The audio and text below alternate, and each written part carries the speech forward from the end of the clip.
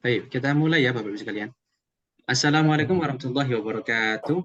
Waalaikumsalam warahmatullahi Waalaikumsalam warahmatullahi wabarakatuh. wabarakatuh. Bismillahirrahmanirrahim. Bismillah, alhamdulillah, wassalatu wassalamu ala rasulillah, wa la hawla wa la quwata illa billah, amma ba'du. Baik, pertama saya ucapkan ahlan wa sahlan kepada Bapak Ibu sekalian di kelas Akademi Al-Mawahib. Alhamdulillah pada kesempatan kali ini kita diberikan taufik dan hidayah oleh Allah Subhanahu wa taala sehingga kita bisa melaksanakan kelas Zoom untuk murojaah pembelajaran kita dalam beberapa hari ini. Sebelumnya saya ingin bertanya bagaimana kabar Bapak sekalian, kemudian bagaimana materinya, apakah sedang membuat panas? Alhamdulillah khair. Alhamdulillah khair ya, insyaallah. Baik. Saya akan share screen ya. Kita akan mulai dari bab yang pertama. Kita di sini nanti Bapak Ibu sekalian, nanti ke depan di kelas Zoom gitu, insya Allah kita akan berusaha memperbanyak prakteknya. Cuma di materi kali ini, di pertemuan kali ini kita akan sharing-sharing ringan saja dulu, pemanasan. Nanti kita akan murojaah materi-materi yang dulu, yang kemarin itu agar apa? Agar di awal-awal ini kita sudah punya fondasi. Karena di bab-bab yang awal ini adalah penting fondasi untuk mempelajari bab-bab di selanjutnya, seperti itu. Baik.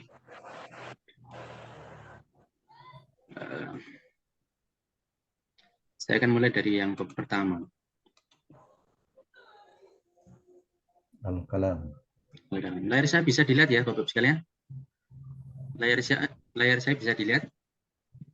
Belum. Ya, bisa Ustaz. Bisa ya? Oke.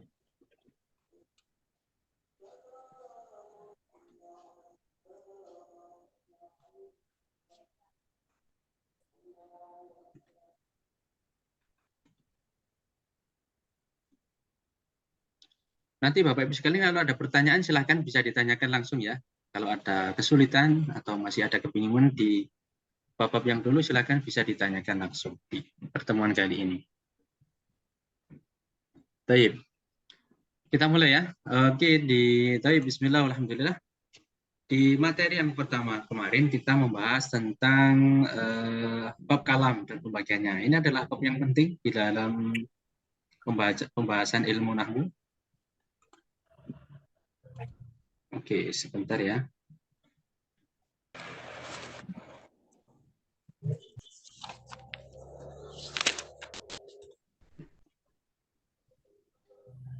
Sebelumnya, bagaimana Bapak Ibu sekalian? Materi di pekan pertama ini bagaimana? Mungkin ada yang ingin berpendapat, silakan. Sebelum kita mulai materinya. Saya ingin sedikit mendengar pendapat. Ya, mungkin ada kesulitan atau ada yang kurang difahami, boleh ditanyakan langsung. Atau belum ada pertanyaan, atau bagaimana? Kemarin sebagian sudah mengerjakan tugas, insya Allah nanti. Online belum ngerti. Bagaimana? Ada yang belum mengerti? Oke. Alhamdulillah mengerti. Mengerti ya? Alhamdulillah. Baik. Ustaz, kalau nggak salah ada yang salah tulisan soalnya Ustaz, nomor 7 itu. Yang kalau nggak salah saya JU itu ya? Iya, betul. Betul, oke. Ya, JU harusnya pakai hamzah, itu pakai ain. Yes, mohon maaf kurang teliti kadang ya. Namanya manusia kadang kurang teliti seperti itu. Maklum, Ustaz. Baik. Di materi yang pertama kita tentu membahas tentang kalam. Oke. Layar saya bisa dilihat ya. Di kalam ini kenapa kita membahas tentang kalam?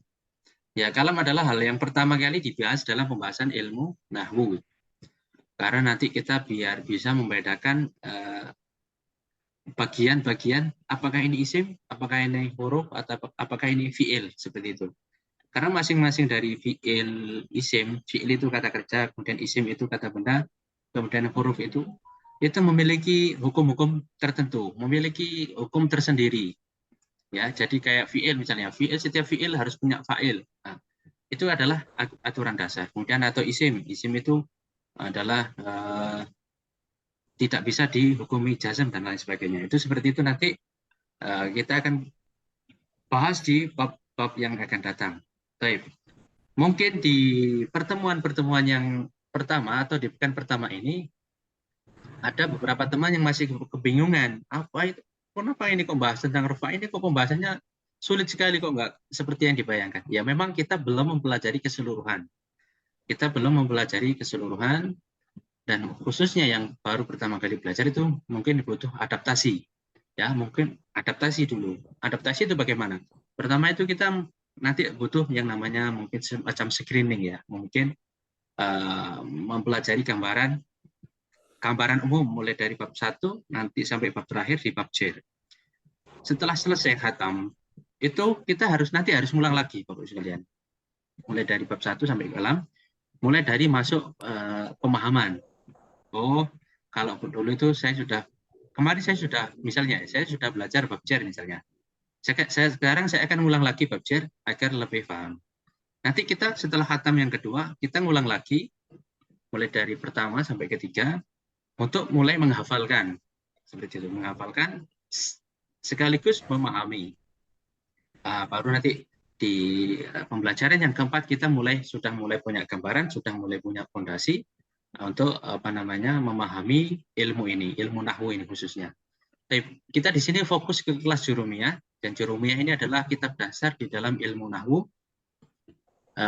dan ini adalah kitab wajib ya untuk kalau di dulu ketika saya belajar itu wajib mempelajari ilmu Jurumiyah ini atau ilmu nahwu ini. Karena kenapa? Artinya Jurumiyah apa Ustaz Afwan? Jurumiyah artinya apa? Jurumiyah itu nama kitab Bapak ya. Namanya Jurumiyah. Namanya aja. Nama kitab Jurumiyah. Kemudian Jurumiyah itu nisbat kepada salah satu kota.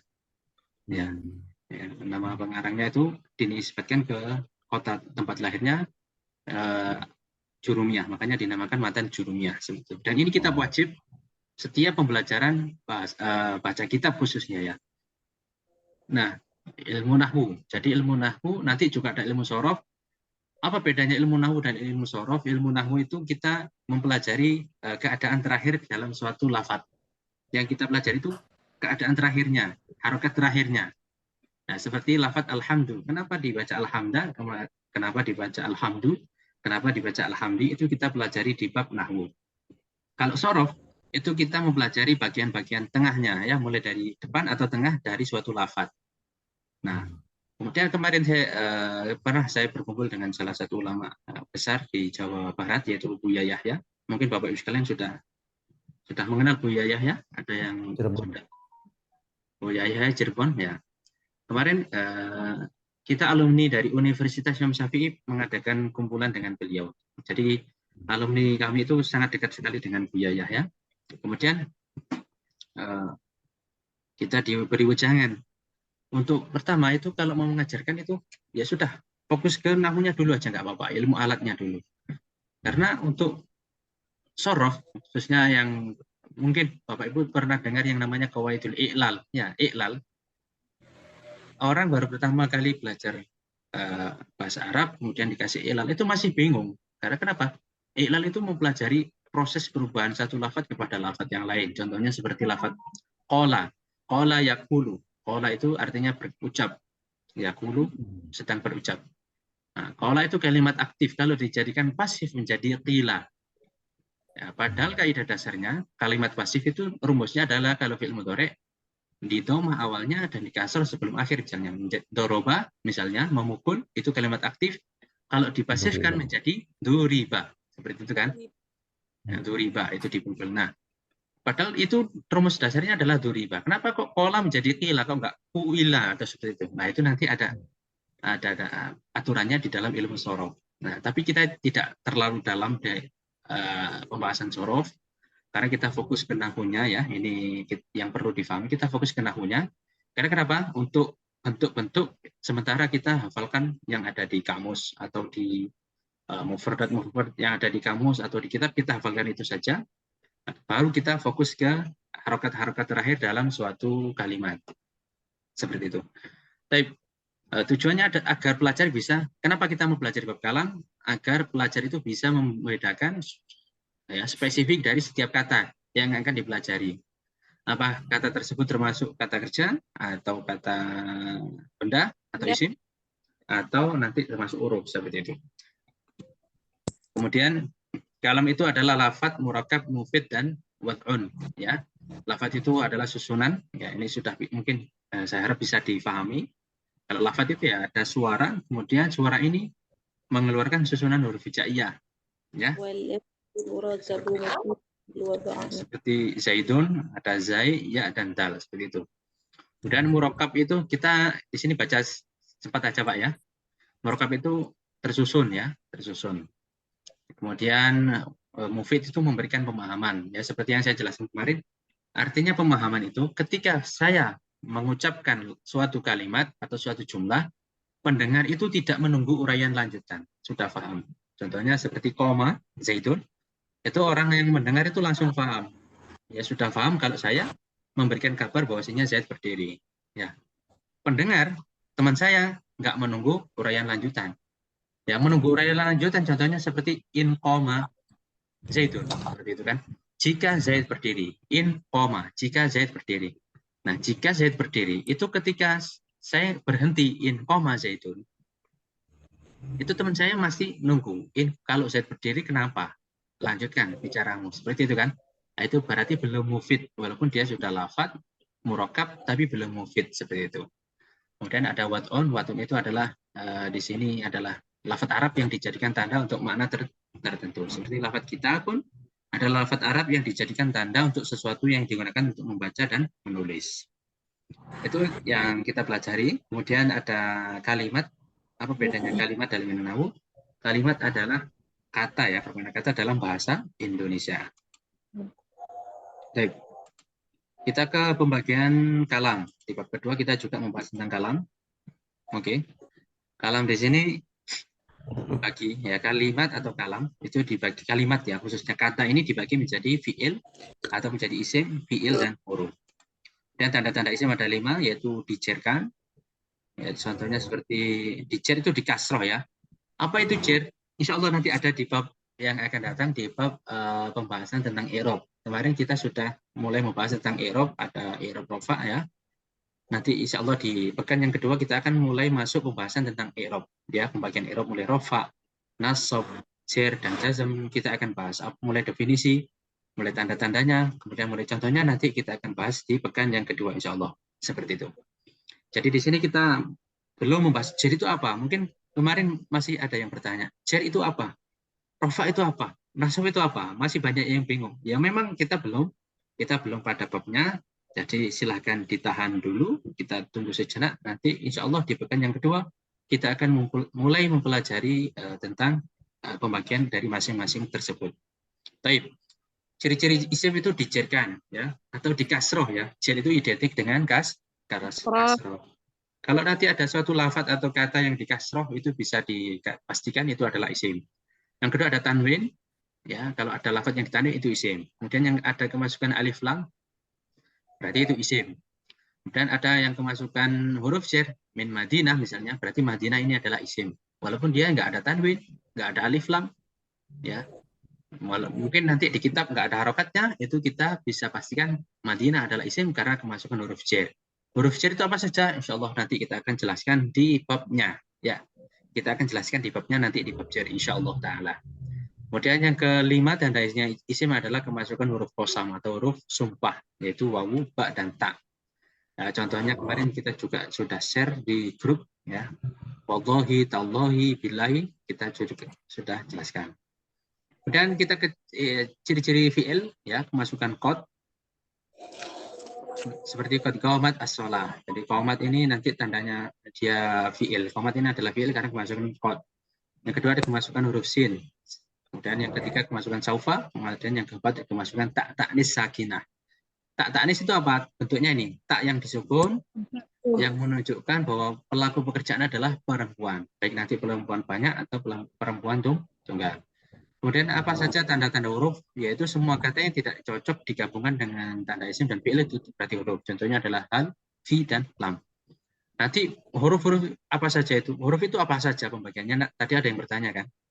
Ustaz tolong dijelaskan huruf itu apa saja sih? Nah nanti kita akan ada babnya. Kemudian nanti ada huruf nasab, nanti ada huruf jazm, nanti ada huruf jer. Itu kita jelaskan di sela-sela pembelajaran.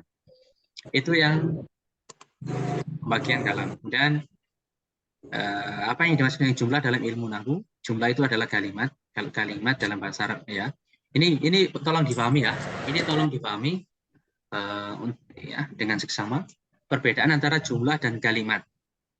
Kalau kita ngomong dalam konteks bahasa Arab, jumlah itu artinya adalah kalimat. Kalau kalimat dalam bahasa Arab itu artinya adalah kata. Ya. Jadi ini kalimat apa nanti? Yaitu tadi pembagian yang 3. Ini kata apa? Atau kalimat apa? Nanti jawabannya adalah kalau nggak kalimat isim, fiil, atau huruf. Seperti itu kan. Baik.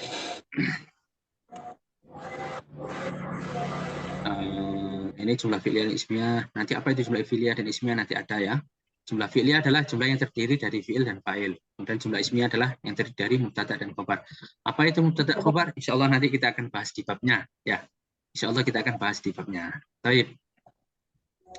Ini perbedaan jumlah fi'liyah dan ismiyah itu perbedaannya ini. Ya. Oke. Baik, kita di bab yang ketiga, kita ada rumus analisis bab kalam. Nah, kita mulai setelah kita tahu kalam itu adalah lafadz murakab mufid dan wad'un, kemudian kita juga membahas tentang pembagian kata isim dan fi'il. Ya. Jadi di bab 1 2 itu kita baru mempelajari cara menganalisis apakah ini isim atau fi'il. Seperti itu ya.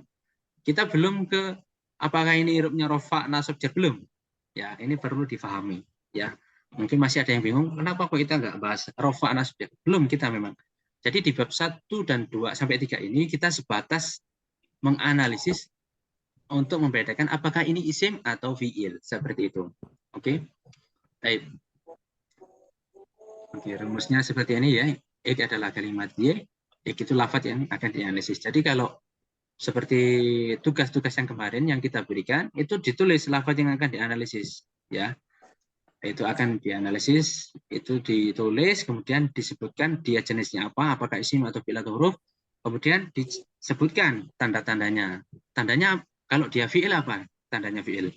Kalau dia isim itu apa tandanya? Seperti itu. Ya. Ini rumus analisisnya, contoh analisisnya seperti ini. Ya, seharusnya bisa difahami. Baik. Dari sini ada yang ditanyakan Bapak Ibu sekalian? Nanti sedikit kita, habis ini kita praktek sedikit ya di dalam kitab jurumnya. Kita praktek analisisnya. Sebelumnya kita ke bab yang keempat dulu. Tapi dari sini ada yang ditanyakan sebelum saya lanjut. Assalamualaikum, Ustaz. Waalaikumsalam warahmatullahi wabarakatuh. Silakan Bapak. Dengan Asep Hidayat, Ustaz, di Riau. Baik, selamat datang Bapak Asep Hidayat di Riau. Silakan, mungkin ada. Afwan, terlambat tadi. Saya kalau di Riau baru selesai sholat tarawihnya. Nah, Bapak Saleh ya. Bapak Asep, nggak apa-apa, yang penting hadir walaupun terlambat seperti itu. Baik. Ini Ustaz. Silakan. Ini ada juga tanyakan di grup sebenarnya. Itu ketika ada satu rangkaian kalimat ya, atau jumlah. Jadi kan kalau kita tanda-tanda isim fi'il itu kan bisa kelihatan. Ya. Nah ini kalau misalnya tidak ada tanda fi'ilnya, tidak ada tanda isimnya, tidak ada, itu maksudnya kemana itu Ustaz? Oke. Seperti soal di tugas kemarin itu, kan tidak semua yang di situ kan suruh menganalisis kan? Kan soalnya suruh menganalisis, termasuk fi'il, isim atau yang lain gitu. Cuma ketika ketemu dengan satu kalimat yang ini tandanya apa nih ya? Isim atau fi'il? Tidak ada di situ. Itu gimana di sana? Baik. Assalamualaikum. Waalaikumsalam warahmatullahi wabarakatuh. Pertanyaan yang sangat bagus sekali dari Bapak Asep ya. Kalau kita akan bahas tentang tanda isim dan tanda fi'il. Baik. Kalau kita ada tandanya itu gampang ya. Tadi seperti min atau qad itu mudah. Tapi yang kalau lafadz nggak ada tanda isim atau tanda fi'il itu masuknya kemana? Seperti itu kan pertanyaannya. Ini memang ya langkah yang ketiga adalah ini yang nggak bisa dilepaskan, yang memang ini dasar wajib. Itu apa? Itu hafalan kosakata. Yang pertama, hafalan kosakata. Itu yang pertama. Yang kedua, kita bisa menggunakan kamus, Bapak. Ya, kita bisa menggunakan kamus. Kita cari artinya. Artinya apa ini? Ya. Artinya apa? Kalau kita tahu artinya misalnya, kita nggak tahu dalam satu lafaz itu ada lafaz ada tulisan, misalnya ada kaf, ta, alif, ba, ya. Kaf, ta, alif, ba. Bacanya apa? Kitabun, seperti itu kan. Itu misal kita nggak tahu kalau itu ada tanwinnya, atau nggak ada harokatnya, atau nggak ada alif lamnya, atau nggak ada min, misalnya, nggak ada huruf jar, misalnya. Di kitab itu nggak ada tanda-tanda isim, nggak ada tanda-tanda fiil. Bagaimana kita mempelajari kitabun ini kalimat isim atau fiil? Bagaimana? Ya sudah, cara yang terakhir adalah kita cari kamus seperti itu. Ini ya memang apa namanya, ilmu nahwu atau ilmu bahasa Arab itu nggak serta merta harus serba tricky. Nah, ya tricky itu maksudnya harus serba ada trik-trik, nggak. Nah, jadi kita kembali ke kaidah wajib, yaitu kaidah dasar itu wajib apa namanya? Yang pertama hafalan kosakata. Kemudian kita bisa menggunakan kamus seperti tadi yang di share di grup. Kalau kita kesulitan bisa menggunakan kamus, itu sangat membantu sekali. Ya, tadi kan ada ya yang di grup seperti itu. Itu bagus sekali. Ya, kita nggak terbatas pada kaidah-kaidah yang ada di dalam materi, tapi kita bisa menggunakan kamus. Nah, kamus nanti bisa menggunakan kamus Al-Ma'ani yang kemarin saya share di grup, tapi yang versi Arab Indonesia itu di Play Store ada ya Bapak Ibu sekalian, nanti silakan di search kamus Al-Ma'ani versi Arab Indonesia, nanti saya kirimkan linknya. Itu nanti kalau Bapak Ibu sekalian kesulitan dalam suatu lafaz atau suatu kalimat, tinggal mengetikkan kalimatnya. Bapak Ibu nggak tahu artinya kitabun misalnya, tinggal ketik aja kitabun, ada nggak? Ketik, kemudian di search, nanti akan ada makna-maknanya. Kalau kita tahu maknanya, itu nanti kita akan tahu gambaran. Oh ini isim, oh ini fi'il. Atau contoh yang lain, misalnya kita punya lafaz nasoro, nun, sod, dan ro. Dalam satu kalimat atau satu kitab misalnya, kita ada tulisan nun, sod, dan ro. Kalau kita sudah hafal, itu bisa kita baca nasoro. Tapi kalau yang pertama kali belajar bagaimana? Kita nggak ada tanda isim, nggak ada tanda fi'il, apakah ini isim atau fi'il, kita nggak tahu. Kemudian kita bisa menggunakan kamus, kita cari nasoro. Apa artinya? Misalnya nasoro artinya menolong. Oh, berarti menolong itu adalah kata kerja, seperti itu. Ya, kemudian kita hafalkan. Ini tugas, ya apa namanya? Wajib ini sih. Hafalan kosakata bahasa Arab ini wajib ya. Di bonus e-book ya, di bonus e-book yang saya bagikan itu ada 5 cara ampuh, kalau nggak salah, cara hafalan mufradat bahasa Arab. Itu silakan nanti dibaca ya. Itu ada Pak, saya berikan trik-trik atau tip-tip untuk menghafal tanpa kesulitan ya. Ya, nanti ada beberapa metode sesuai dengan mana yang cocok dengan Bapak, itu bisa dipraktikkan seperti itu. Sementara itu yang bisa saya jawab. Baik, ada yang dilanjut Bapak? Assalamualaikum. Waalaikumsalam warahmatullahi wabarakatuh. Assalamualaikum. Waalaikumsalam. Gini Ustaz, berdasarkan yang saya pelajari, ciri isim itu dimasuki oleh huruf mim, dan yang 3 huruf itu disukun yang di tengahnya. Bagaimana itu Ustaz? Yang disukun yang di tengahnya seperti mana ya? Ciri-ciri isim ya Pak? Ini kan? Iya. Yang mana ini Pak maksudnya? Yang nomor berapa? Ciri-ciri isim kan ada 5 ya, dijerkan, ditanwin, kemasukan alif lam, kemudian kemasukan huruf jar, kemudian kemasukan huruf qasam. Tidak maksudnya kan di situ di 5 di situ, nah, di situ kan ada 5. Iya. Di situ kan ada 5. Kemudian saya lihat tidak ada yang dimasukkan oleh huruf mim. Huruf min. Oh ini kemasukan kemudian huruf. Tidak ada juga masukkan huruf jar Pak.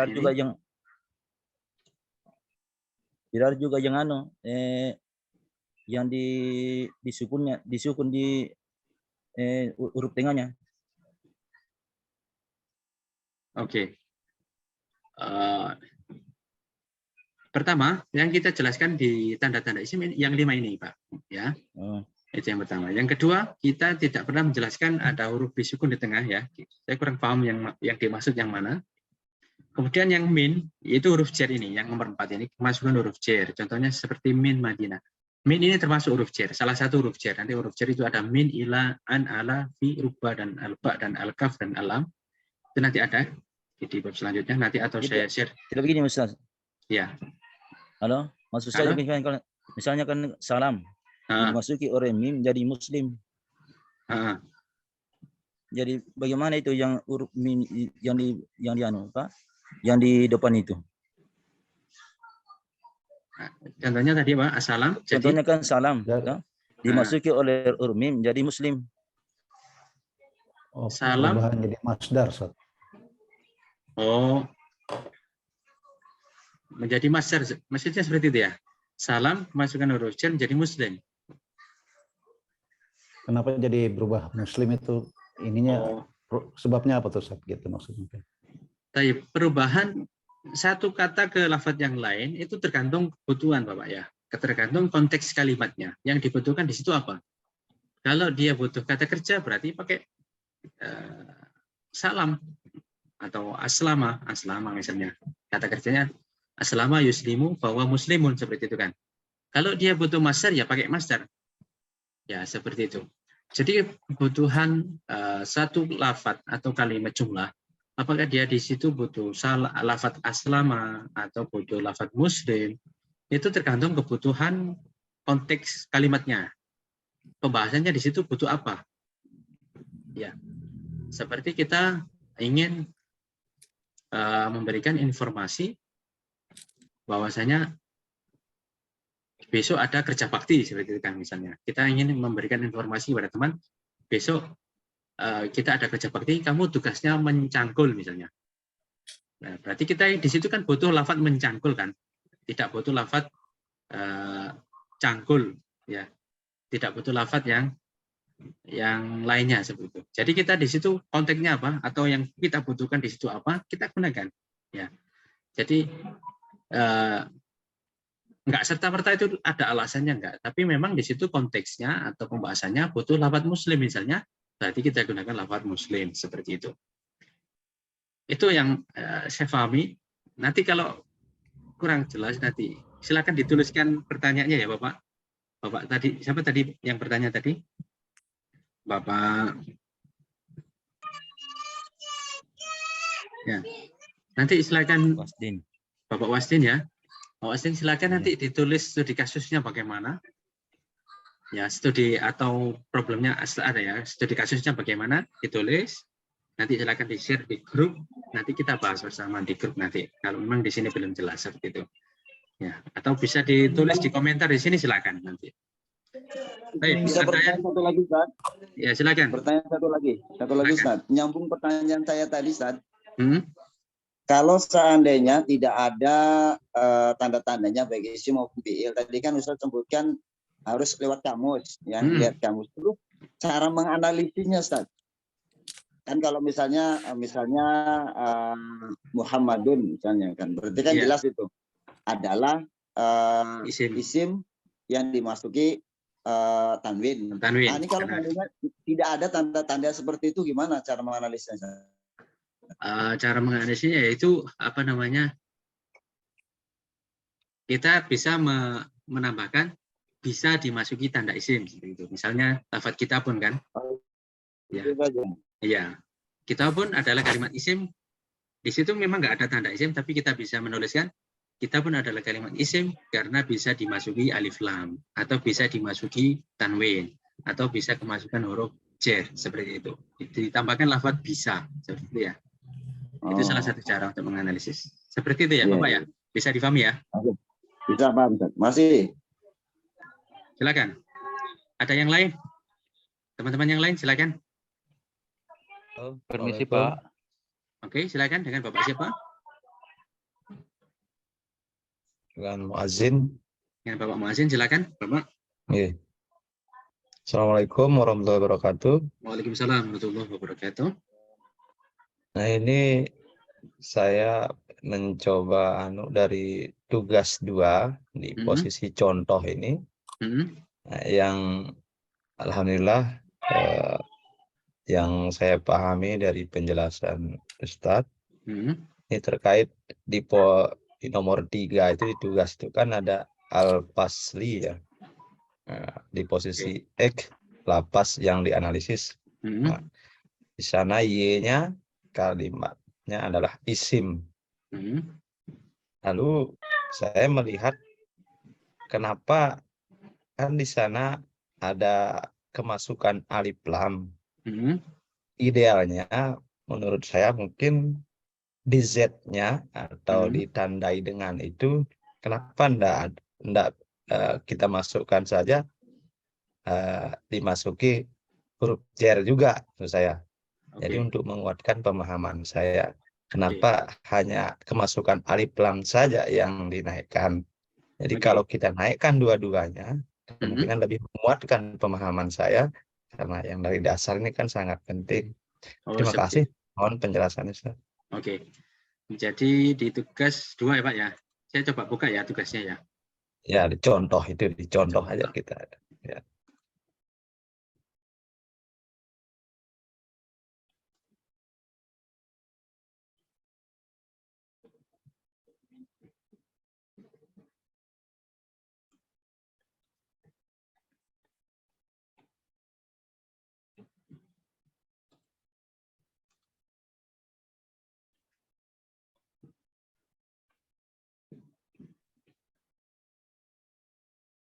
Layar saya bisa dilihat Bapak Ibu sekalian? Ya, bisa.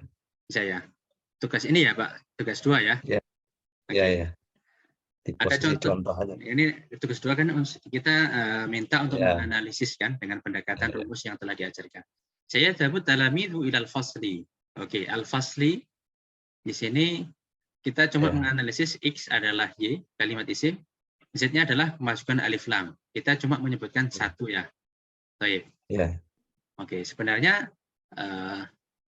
bebas sih sebenarnya. Bapak mau memasukkan bahwasanya al-fasli ada kalimat isim karena kemasukan alif lam dan kemasukan huruf jar itu boleh. Itu yang pertama. Itu catatan yang pertama. Kemudian yang kedua, kenapa kok kita sebutkan satu saja? Karena satu saja ini menurut kami itu sudah cukup menjadi tanda isim. Seperti itu kan? Al-fasli, alif lam saja ini sebenarnya sudah kuat menjadi bahwasanya al-fasli adalah kalimat isim.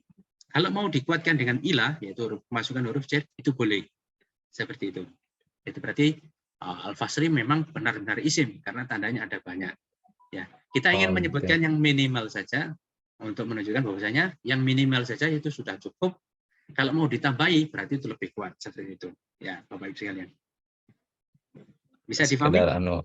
Supaya dasar kita pemahamannya. Nanti Terima kasih, Ustaz. Kita bisa tambahkan agar lebih kuat seperti itu kan. Ya, nanti takutnya kenapa?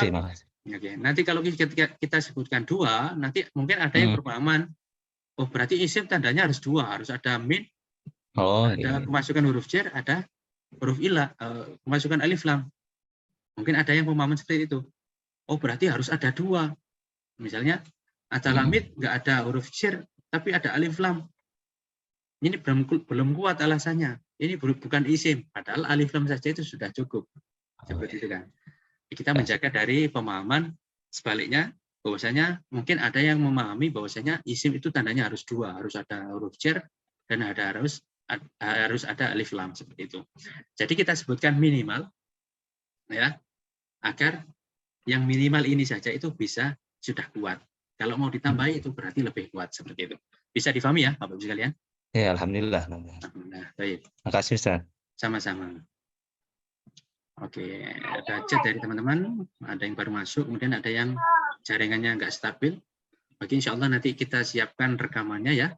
Mudah-mudahan rekamannya itu nanti bisa lancar dan kita bisa sharing di grup, bisa dipelajari di lain waktu. Baik, ada yang lain, Bapak Ibu sekalian, pertanyaan? Assalamualaikum Ustaz. Waalaikumsalam warahmatullahi wabarakatuh. Silakan. Saya mau menanyakan tentang soal yang kemarin, yang tentang itu loh, yang tugas pertama kalau nggak salah, tugas 1 ya. Tugas 1. Nah, saya itu agak kebingungan yang disuruh analisis bab kalam ya. Yang tentang ada soal di situ Roisul Madrasah kalau nggak salah ya Ustaz ya. Ya, Roisul Madrasah. Roisul Madrasati. Nah, itu menurut saya kan juga baru belajar itu di ciri-ciri kalam itu harus ada 4 unsur yang lafat, mufid, wadha dan murakkab itu ya. Kalau menurut saya ya karena saya memang belum tahu Ra'isul madrasati, kepala madrasah. Nah, saya di pikiran saya loh, terus ngapain? Apakah itu sudah dinamakan kalam atau tidak? Kalau saya jawabannya tidak, karena terus lapo, terus ngapain? Kan gitu kan ya Ustadz ya, maksudnya butuh. Nah, terus ngapain? Kita yang mendengar itu masih butuh pertanyaan lanjutkan kan? Masih butuh pernyataan lanjutan seperti itu. Oh, begitu. Nah, jadi itu gini, untuk ini kan tugas, bisa dilihat ya layar saya, tugas ini ya. Ra'isul madrasah kan? Ra'isul madrasah ini apakah termasuk kalam atau bukan? Mungkin ada yang menjawab ini kalam, ada yang menjawab bukan. Oke. Kalau yang menjawab bukan kalam, karena Ra'isul madrasah belum mufid. Saya yang mendengar, kenapa? Ra'isul madrasah kenapa? Harus ngapain saya kalau kepala sekolah itu ngapain kan seperti itu. Berarti itu belum mufid. Itu yang pertama. Ada yang mungkin yang menjawab kalau Ra'isul madrasah itu adalah kalam, mungkin bisa dijawab adalah kalam karena pendengar itu sudah paham. Kok bisa? Iya. Mungkin tadi sebelum dia mengucapkan Ra'isul madrasah atau kepala sekolah, dia sudah ada komunikasi, sudah ada obrolan, bahasanya ada yang sudah ngerasani, ada yang gibah kepala sekolah. Oh. Seperti itu kan. Kemudian kita misalnya dengan teman kita, dengan bestie, tahu kan bestie kita misalnya. Ya, kita tiba-tiba ada orang datang misalnya ya, kita nyolek teman kita colek. Terus teman kita jawab, Ra'isul madrasah. Oh ya. Jadi maksudnya adalah siapa itu? Kita langsung ngomong Ra'isul madrasah. Teman kita sudah oh ya, paham. Berarti tinggal konteksnya bagaimana. Kalau kita mau jadi bebas. Jadi ini pentingnya serunya kita belajar ilmu nahwu. Kalau kita ngerti alasan, itu kita nanti bebas mau baca apakah itu kalam atau bukan, itu bebas. Yang penting kita ngerti alasannya. Seperti itu kan. Nanti seperti contoh nanti ada ya, nanti saya carikan.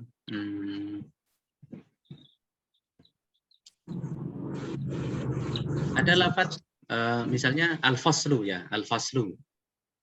Faslun misalnya ya, faslun. Nah, faslun fi babis shalah misalnya, faslun fi babil wudu misalnya, nanti ada fasal tentang menjelaskan bab wudu. Itu kita boleh membaca faslun, boleh kita membaca faslan, boleh membaca faslin, yang penting kita ngerti alasannya, seperti itu. Oke. Ra'isul madrasah juga seperti itu, boleh dijawab kalam, boleh dijawab bukan kalam, kalau kita ngerti alasannya, kalau kita sebutkan alasan yang kuat ya. Kalau misalnya Anda menyebutkan Ra'isul madrasah bukan kalam karena belum mufid, karena yang mendengar itu masih membutuhkan uraian lanjutan, ya berarti bukan kalam. Tapi kalau mau dijawab kalam karena yang mendengar sudah paham, contohnya tadi sebelumnya kita sudah ada obrolan tentang kepala sekolah, kemudian kita nyolek teman kita colek, kemudian teman kita jawab Ra'isul madrasah misalnya, berarti itu kalam karena teman kita sudah paham apa yang kita ingin ucapkan, seperti itu. Bisa difahami ya? Iya, Pak. Oke. Assalamualaikum Ustaz. Waalaikumsalam warahmatullahi wabarakatuh. Dengan Bapak siapa? Kalau begitu tidak sesuai dengan definisi bahwa kalam dong. Kalau harus bisa dijawab itu bisa sebagai kalam dan bisa juga bukan sebagai kalam. Okay. Kalau kita merujuk pada definisi yang Ustadz kasih bahwa itu memang bukan sebagai kalam karena dia sama kayak kata, dia belum termasuk kalam, dia masih termasuk kata karena ini kata ganti sama dengan Rasulullah, kan itu menunjuk kepada Muhammad, Rasulullah. Kayak gini kan kepala sekolah menunjuk kepada si A, si B, si B. Oke. Tapi di sini secara definisi kan lafadz, sudah ada lafadz. Kemudian dia murokab, ada susunan kan. Ya, kalau dijawab dia sebagai kalam, ini kan belum lafadz ini kan belum termasuk mufid. Berarti tidak sesuai dengan definisi yang Ustadz kasih. Oke. Tadi kan saya jawab bisa mufid kalau konteksnya tepat. Oke. Jadi Ra'isul madrasah bisa saja bahwa dia berdasarkan apa yang dipelajari dari materi yang diberikan. Oke. Jadi itu tadi memang di luar materi, tapi masih dijadikan. Tapi ini kan bentuk jamak ya Ustadz ya. Ini sama dengan itu tadi. Contoh kalau saya sebutkan bahwa itu Rasulullah itu kan menunjukkan kepada Muhammad. Kalau kepala sekolahnya menunjukkan kepada A. Oke. Ini apa dia dengan 88. Begitu ya Ustadz. Oke. Apa istilahnya itu dalam bahasa Arab itu kalau dia jamak atau apa ya? Dalam bahasa Arab ini ro'isul madrasah, ro'is itu mufrad ya. Kalau ro'isnya itu mufrad, tapi secara susunan dia adalah susunan idhofah, susunan idhofiyah ya. Ro'is sebagai mudhof, al-madrasah sebagai mudhof ilaihnya, seperti itu ya. Oke, mungkin bisa untuk sesuai materi, sesuai materi kita mungkin ro'isul madrasah itu bukan termasuk kalam, seperti itu kan? Ya, karena belum materi bukan termasuk kalam. Bukan termasuk kalam karena belum mufid. Oke. Tapi secara praktek nanti secara konteks itu mungkin bisa dikatakan kalam kalau konteksnya tepat seperti itu ya. Jadi bahasa Arab itu fleksibel sebenarnya ya, fleksibel karena itu tadi seperti yang penting kita ngerti alasannya seperti itu kan, ngerti. Contohnya tadi seperti lafaz faslun. Faslun kita boleh menjadi faslun, faslan, faslin. Seperti itu kan. Kalau kita ngerti alasannya. Seperti itu. Sama tadi Ustaz yang penanya sebelumnya mengatakan bahwa tanda-tanda isim itu kalau macam kata salam kemasukan ma atau mi itu menjadi muslim. Itu kan cuma menunjukkan bahwa itu salah satu tanda-tanda isim. Ada kemasukan mamimu itu mungkin yang dia maksud tadi itu penanya sebelumnya. Itu tanda-tanda yang belum kami sebutkan di materi ya. Mungkin ada di kitab-kitab karena menurut yang dia paham bahwa ada mamimu. Tapi di materinya Ustadz cuma 5 itu tidak ada mamimu. Itu yang dia pertanyakan tadi. Kalau setangkap saya kayak gitu. Karena kan kalau kalau dia tambah ma itu menunjukkan waktu atau tempat. Kalau mi kan menunjukkan alat, kalau masukkan mi alat cangkul atau seperti Ustadz sampaikan tadi. Seperti yang Assalamualaikum. Seperti yang ini. Sebentar ya. Di kitab sebentar ya.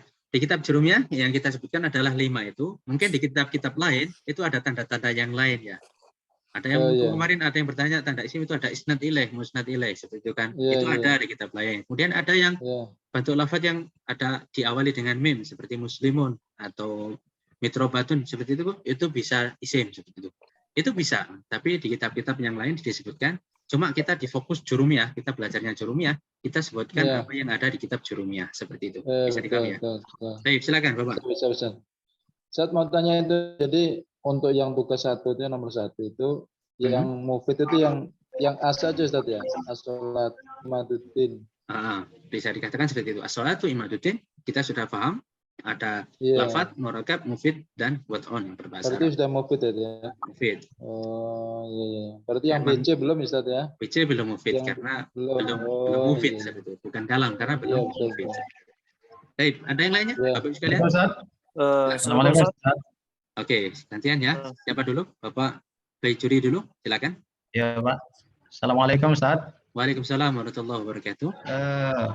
Saya ketinggalan Ustaz, mohon maaf mungkin pertanyaannya terbelakang barangkali. Oke, nggak apa-apa Pak. Silakan. Tidak apa-apa. Saya ingin nanyakan tentang kalam, kalimat dan kalim Ustaz. Oke. Kalam antara kalam dan kalim seperti itu kan? Ya, kalam, kalim, dan kalimat ya Ustaz. Oke. Kalam, kalim, dan kalimat. Oke, kalau kalimat, ya, kemarin saya share di grup ya. Maka saya cari dulu Pak. Mungkin nanti bisa untuk perbandingan. Iya. Kalimat kata. Bentar ya, saya cari. Kemarin saya sudah jawab pertanyaannya di grup. Ya Kak. Oke. Di Bapak siapa kemarin saya jawabnya ya? Bahri Pak Ustad. Bapak? Bahri. Bapak Bahri ya. Bahri. Saya cari dulu ya.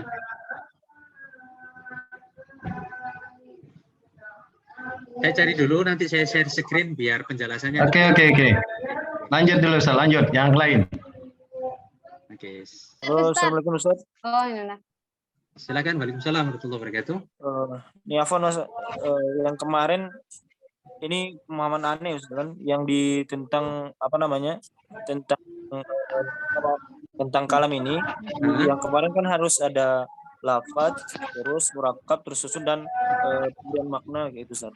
Yang ada tangkap penjelasannya ini Ustaz. Apakah harus ada semuanya baru dia disebut kalam, atau cuma ada unsurnya, cuma ada 2 atau 1 aja sudah termasuk kalam Ustaz?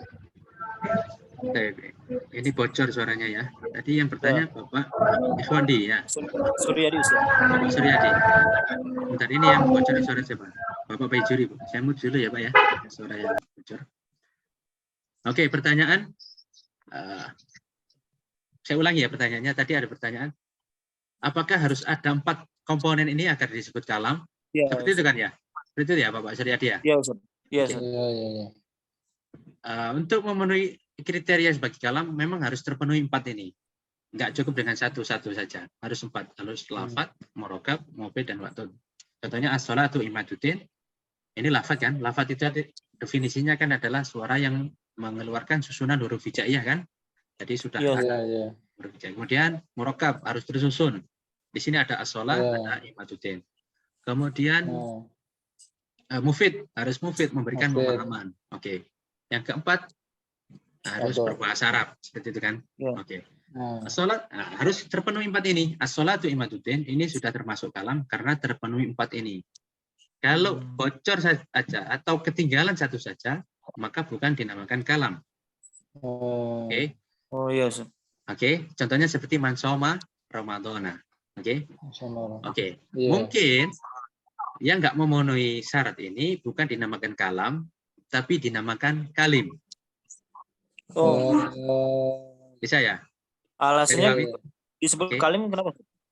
Kalim itu definisinya adalah pokoknya yang sesuatu yang tersusun, baik itu mufid atau tidak mufid. Itu namanya kalim. Oke. Berarti mansoma Ramadan. Kalau yang kalam harus mufid. Mufid. Oke. Kalau yang kalim, mansoma Ramadana ini bukan kalam, tapi mungkin dikatakan kalim. Karena kenapa? Karena dia tersusun. Beberapa lafaz kan, Pak ya? Iya, ya lafaz murakab, tapi tidak mufid. Belum mufid. Berarti ini dinamakan kalim, tapi bukan kalam. Karena definisinya kalim itu adalah sesuatu yang tersusun dari beberapa lafaz. Baik itu mufid atau enggak mufid. Oke. Iya, siap. Oke. Jadi mansoma ini disebut dengan kalim tapi bukan kalam. Oke. Adapun as-sholatu imaduddin ini disebut dengan kalam, juga disebut dengan kalim. Kalim. Ya. Oke. Bisa dipahami ya? Jadi apa itu kalimat? Mesti kalim, kalau belum. Oke. Jadi nanti bisa diberi catatan sendiri ya. Nanti saya nggak catat di sini. Bapak beri catatan sendiri. Mansoma ini disebut dengan kalim, tapi bukan kalam. As-sholatu imaduddin disebut dengan kalam, juga disebut dengan kalim karena dia tersusun dari beberapa lafaz. Kalam, kalim sudah saya jawab. Kemudian kalimat, apa itu kalimat? Kalimat itu yang tunggal, yang berdiri sendiri. Kata. Ya, kalimat itu ya kata ya. As-sholat berdiri sendiri itu kata. Ya, nanti ada kata isim, ada kata fiil, ada kata huruf, seperti itu kan? Seperti itu. Ada kalimat isim, kalimat huruf, kalimat fiil. Baik, bisa difahami ya? Ini sekaligus menjawab pertanyaan yang sebelumnya, yang menanyakan perbedaan kalam, kalim, dan kalimat. Bisa difahami ya, Bapak sekalian? Insya Allah. Oke, silakan. Yang lainnya.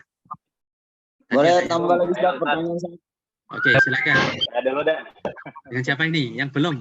Bapak Bahri belum ini. Silakan kita kasih kesempatan. Mau tanya ini mengenai kodoko mati sekolah itu, Ustaz. Itu kan tanisnya sukun ya. Tapi pada lafaz kodoko mati sekolah itu tidak dibaca sukun, Ustaz.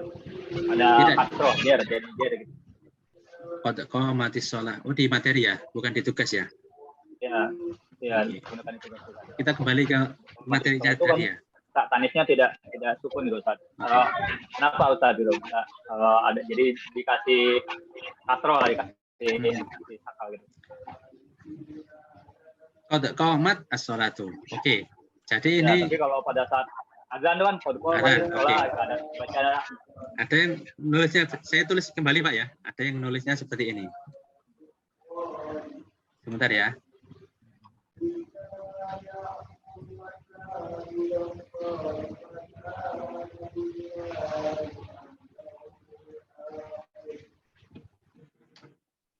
Ada seperti ini kan Pak ya? Bisa dilihat tulisan saya Pak? Bisa. Ya, jelas. Oke. Sebentar ya. Saya akan besarkan tulisannya.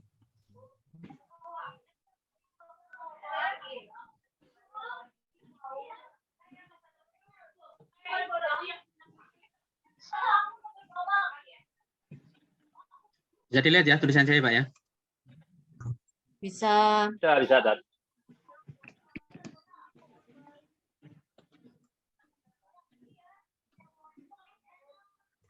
Oke. Protokol ada salah.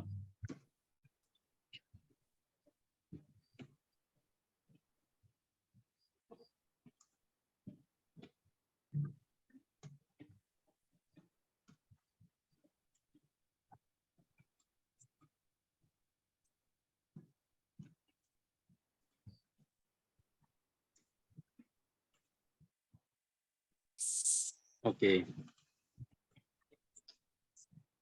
Ada yang kod qomat, ada yang baca kod qomat sholat, ada yang kod tulisannya adalah kod qomat as-sholah. Matikan Oke. Baik. Kod qomat as-sholah, qomat ini termasuk fiil karena ada dua tandanya ya, ada dua tandanya. Ada dua tandanya. Yang pertama dia kemasukan kod, yang kedua ada tak taknis sakinah. Oke? Oke, ada dua tanda fiil. Kemudian di beberapa kasus atau suatu keadaan mungkin kita membacanya menjadi kod qomatis sholah. Kalau pas iqamah, kod qomatis sholah, kod qomatis sholah, taknya di kasroh. Seperti itu kan? Oke. Kenapa ini di kasroh? Ini kalau bahasa nahwu ini ya, bahasanya adalah litakhallus min iltiqo is-sakinain. Apa artinya? Litakhallus, untuk menyelesaikan min iltiqo is-sakinain, dari bertemunya dua sukun. Oke. Oke. Di dalam bahasa Arab atau dalam kaidah Arab ya, itu ada aturan kalau dua sukun bertemu, ya, dua sukun yang bertemu, itu yang depan boleh di kasroh. Seperti itu, ya. Oke. Karena kata dasarnya itu kawama ya, Ustaz. Ustadz, mohon maaf, berarti kod qomatis sholah itu sebetulnya kod qomat as-sholah. Ya, seperti itu. Karena memang ada dua sukun yang bertemu, berhimpitan, maka salah satunya di kasroh. Mungkin seperti itu ya. Iya. Ya, terima kasih Ustaz. Sama-sama. Bisa difahami ya. Jadi kasrohnya ini kalau bahasa nahwu apa namanya, untuk litakhallus, untuk menyelesaikan, untuk menghilangkan min iltiqo is-sakinain, dari bertemunya dua sukun. Karena orang Arab itu enggak seneng apa namanya ngomong kod qomat as-sholatu. Itu orang Arab bahasanya ada yang lithikol. Atikol itu apa? Terlalu berat, terlalu beban, terlalu apa ya? Terlalu sulit. Oke.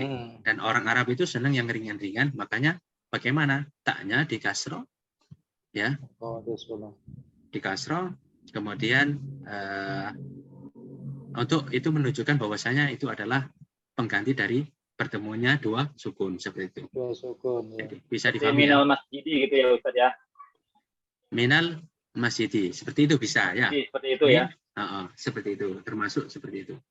Min, kemudian dia ketemu al-masjidi, ya. Ada dua sukun, min al-masjidi. Min al-masjidi, orang Arab kan kesulitan, terlalu lama kan, akhirnya min al-masjidi, seperti itu kan. Seperti itu.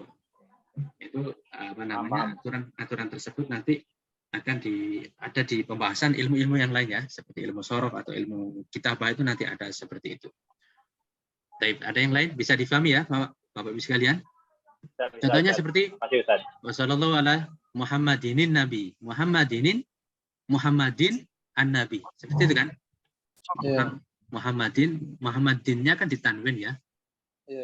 Ditanwin, an-Nabi juga ada sukun. Tanwin itu adalah sebenarnya adalah ibarat dari nun yang disukun tapi di apa namanya, secara bacaan, secara tulisan itu enggak ada, cuma secara bacaan itu dibaca seperti nun yang disukun. Tanwin itu kan seperti itu ya Pak ya. Kitabun kan ditanwin kan. Itu kalau kita tulis kan kitabun, kalau kita tulis secara huruf kan kaf, ta, alif, ba, nun. Nunnya disukun kan seperti itu kan. Kitabun atau Muhammadin.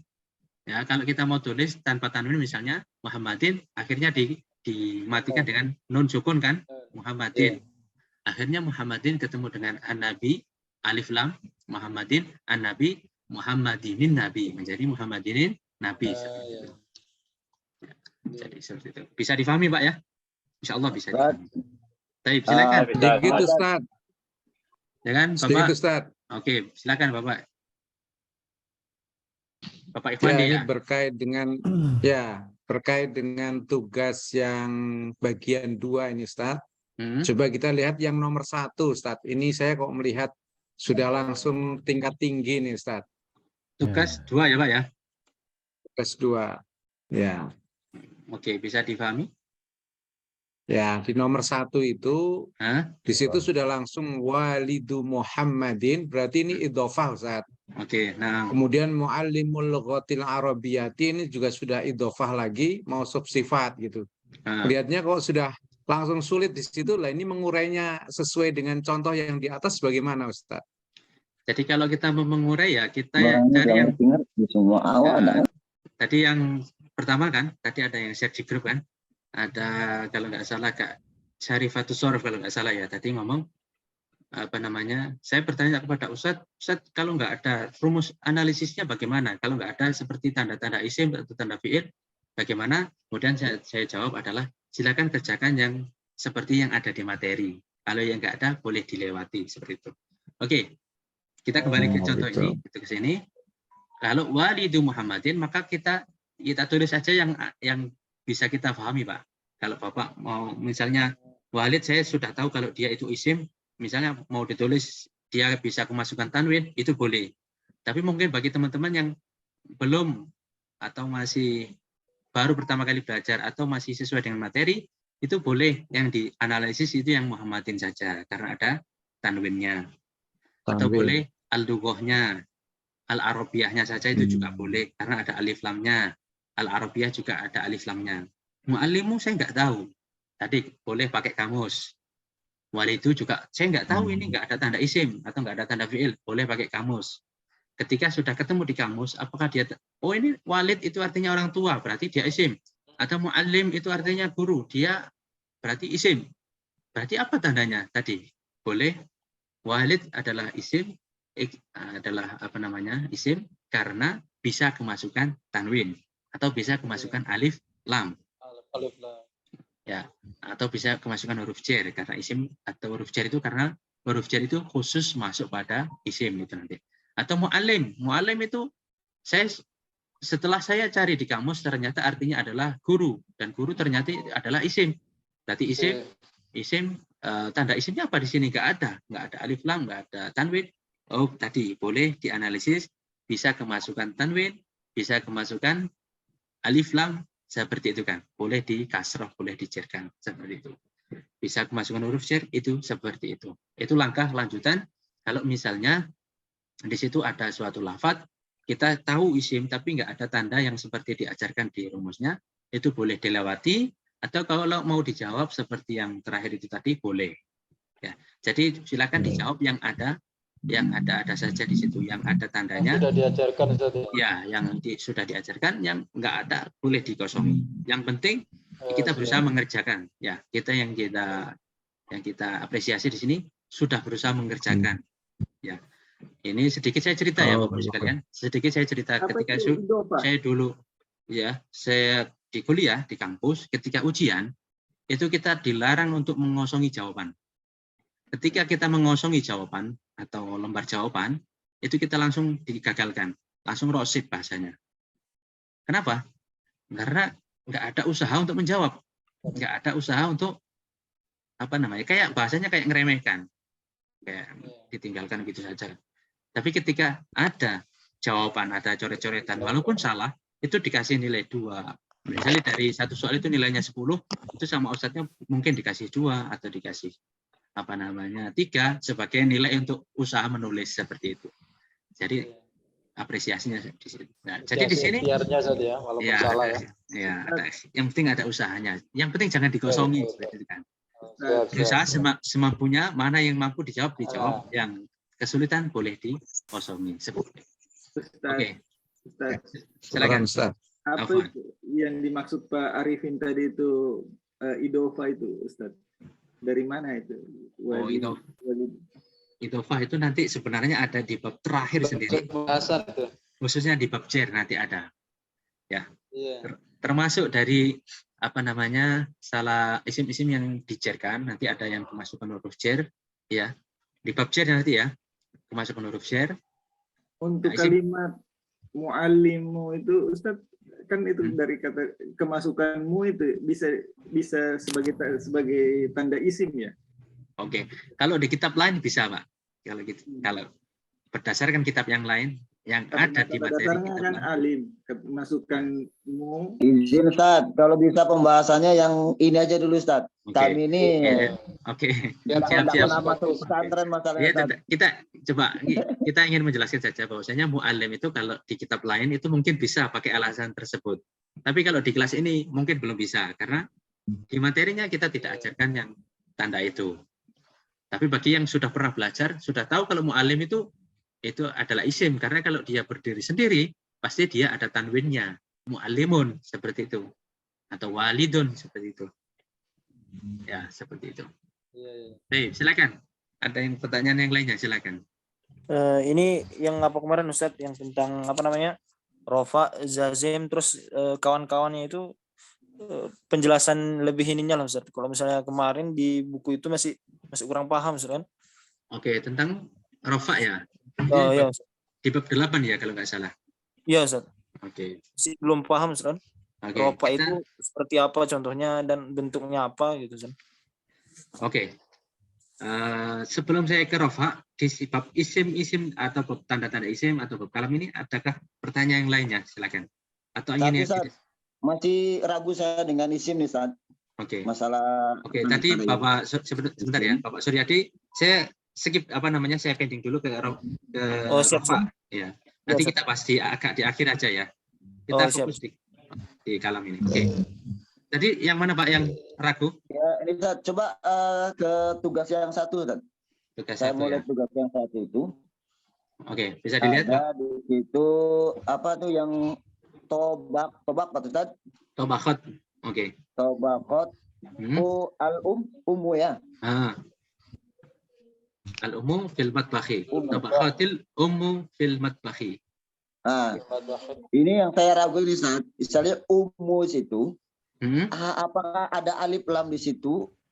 Kalau misalnya alif lam, apakah semua alif lam itu sudah pasti jadi tandanya isim Ustaz? Al-ummu ya. Al-ummu itu sudah pasti dia adalah tandanya isim. Ya. Iya. Kalau al-ummu kriteria isim. Berarti tandanya alif lam itu saja. Al-ummu tanda isimnya Pak? Ya, alif lam. Ya. Karena tanda yang paling jelas di situ adalah alif lam. Seperti itu. Tobakot ya tadi seperti pembahasan qadqa mati sholah ya. Qadqa mati sholah. Artinya tobakot al-ummu. Tobakot karena al-ummu itu perempuan, maka fiilnya harus diperempuankan, yaitu dengan ditambahkan tak ta'nis. Oke. Nanti ada di bab bab nanti ya? Di bab pembagian fiil atau di bab fa'il. Nanti di bab fa'il, di isim-isim yang dibaca rofa, ada yang namanya bab fa'il. Itu nanti ada aturan-aturan fa'il. Salah satu aturannya adalah ketika fa'il atau pelaku, di sini pelakunya adalah al-um ya. Pelaku pekerjaan perempuan, maka fi'ilnya harus diperempuankan. Kalau fi'il madi, yaitu kata kerja lampau, maka harus ditambahkan tak ta'nis. Maka di sini tobakho, karena al-um perempuan, maka tobakho harus diperempuankan, yaitu dengan ditambahkan tak ta'nis menjadi tobakhot. Kenapa kok dikasroh tadi? Untuk menyelesaikan dari bertemunya dua sukun seperti itu. Kalau yang B Ustaz, bisa dijelaskan Ustaz? Yang mana? Yang B Ustaz. Laiba. Laiba, at-tiflu, al-qurata ma'a sadiqihi. Laiba, at-tiflu, al-qurata ma'a sadiqihi. Laiba itu kan apa tandanya, Ustaz? Dia fi'il. Oke, kenapa kok fi'il? Oke. Kalau tadi kalau nggak ada tanda-tanda fi'il kan, tanda fi'il kan ada kod sin, saufa, tak tanis kan. Misalnya nggak dapat ini, bagaimana kita mencarinya? Kita kembali ke kamus, kita cari ke kamus. Laiba itu artinya apa? Oke. Laiba itu bermain. Oh, berarti laiba adalah kata kerja. Dan begitu, bagaimana kita menganalisisnya? Laiba X adalah kalimat Y, adalah kalimat fi'il, karena Z-nya adalah bisa kemasukan kod laiba, atau bisa kemasukan saufa menjadi saufa yal'abu. Kalau saufa itu khusus masuk pada fi'il mudhari ya. Laiba yal'abu atau sayal'abu, atau bisa kemasukan taknis menjadi laibat, aktif latu, seperti itu kan. Karena aktiflu di sini pelaku pekerjaan adalah laki-laki, maka laibat laki-laki juga seperti itu. Laiba kata kerja, kemudian aktiflu ini isim atau fi'il, Pak? Isim. Karena ada apa tandanya? Al-qurata isim. Alif lam. Itu bukan fi'il, Ustaz. Karena ada tanda apa? Ta marbuta, Ustaz. Hah? Al-qurata di sini ada alif lam, Pak. Ada alif lam. Kalau sudah ada alif lam itu berarti Kata isim. benda itu, Pak, bola. Gitu. Iya. Pokoknya ada alif. Asal ada alif lam berarti sudah pasti isim, Ustaz ya. Iya, bisa sudah dipastikan itu isim. Secara makna pun dia isim. Kalau kita cari di kamus, kuratun itu artinya bola. Bola itu kan benda, Pak ya, bukan kata kerja. Ustadz, kalau misalkan alasannya, misalkan ya al-qurata isim karena kata benda, kayak gitu, apa boleh Ustadz? Kan kata benda kan, maksudnya isim itu dalam bahasa Indonesianya kan kata benda atau kata sifat kayak gitu. Misalkan kita jawab, misalkan laiba kan nggak ada tanda-tanda fi'il gitu kan, ya kita juga bingung kayak kemarin saya itu gimana ini. Tapi saya tahu kalau itu isim fi'il, ini fi'il kata kerja. Terus gimana cara jawabnya? Akhirnya saya nggak jawab karena nggak tahu gimana cara analisisnya kayak gitu kan. Nggak tahu kalau itu kata kerja. Masa saya jawab kata kerja kayak gitu, boleh nggak kira-kira seperti itu? Itu boleh kalau kita mau ini sebentar ya. Laiba adalah kata kerja karena laiba adalah fi'il. Laiba adalah fi'il karena dia kata kerja. Boleh nggak ya? Saya tanyakan kata kerja itu alasnya apa? Ya boleh diartikan karena dia artinya adalah bermain, dan bermain adalah termasuk kata kerja, itu boleh. Atau tadi boleh. Kan itu sudah ada panduan itu. Sudah ada panduan artinya toh, anak itu bermain bola. Laiba itu bermain, berarti bermain itu termasuk kata kerja secara makna.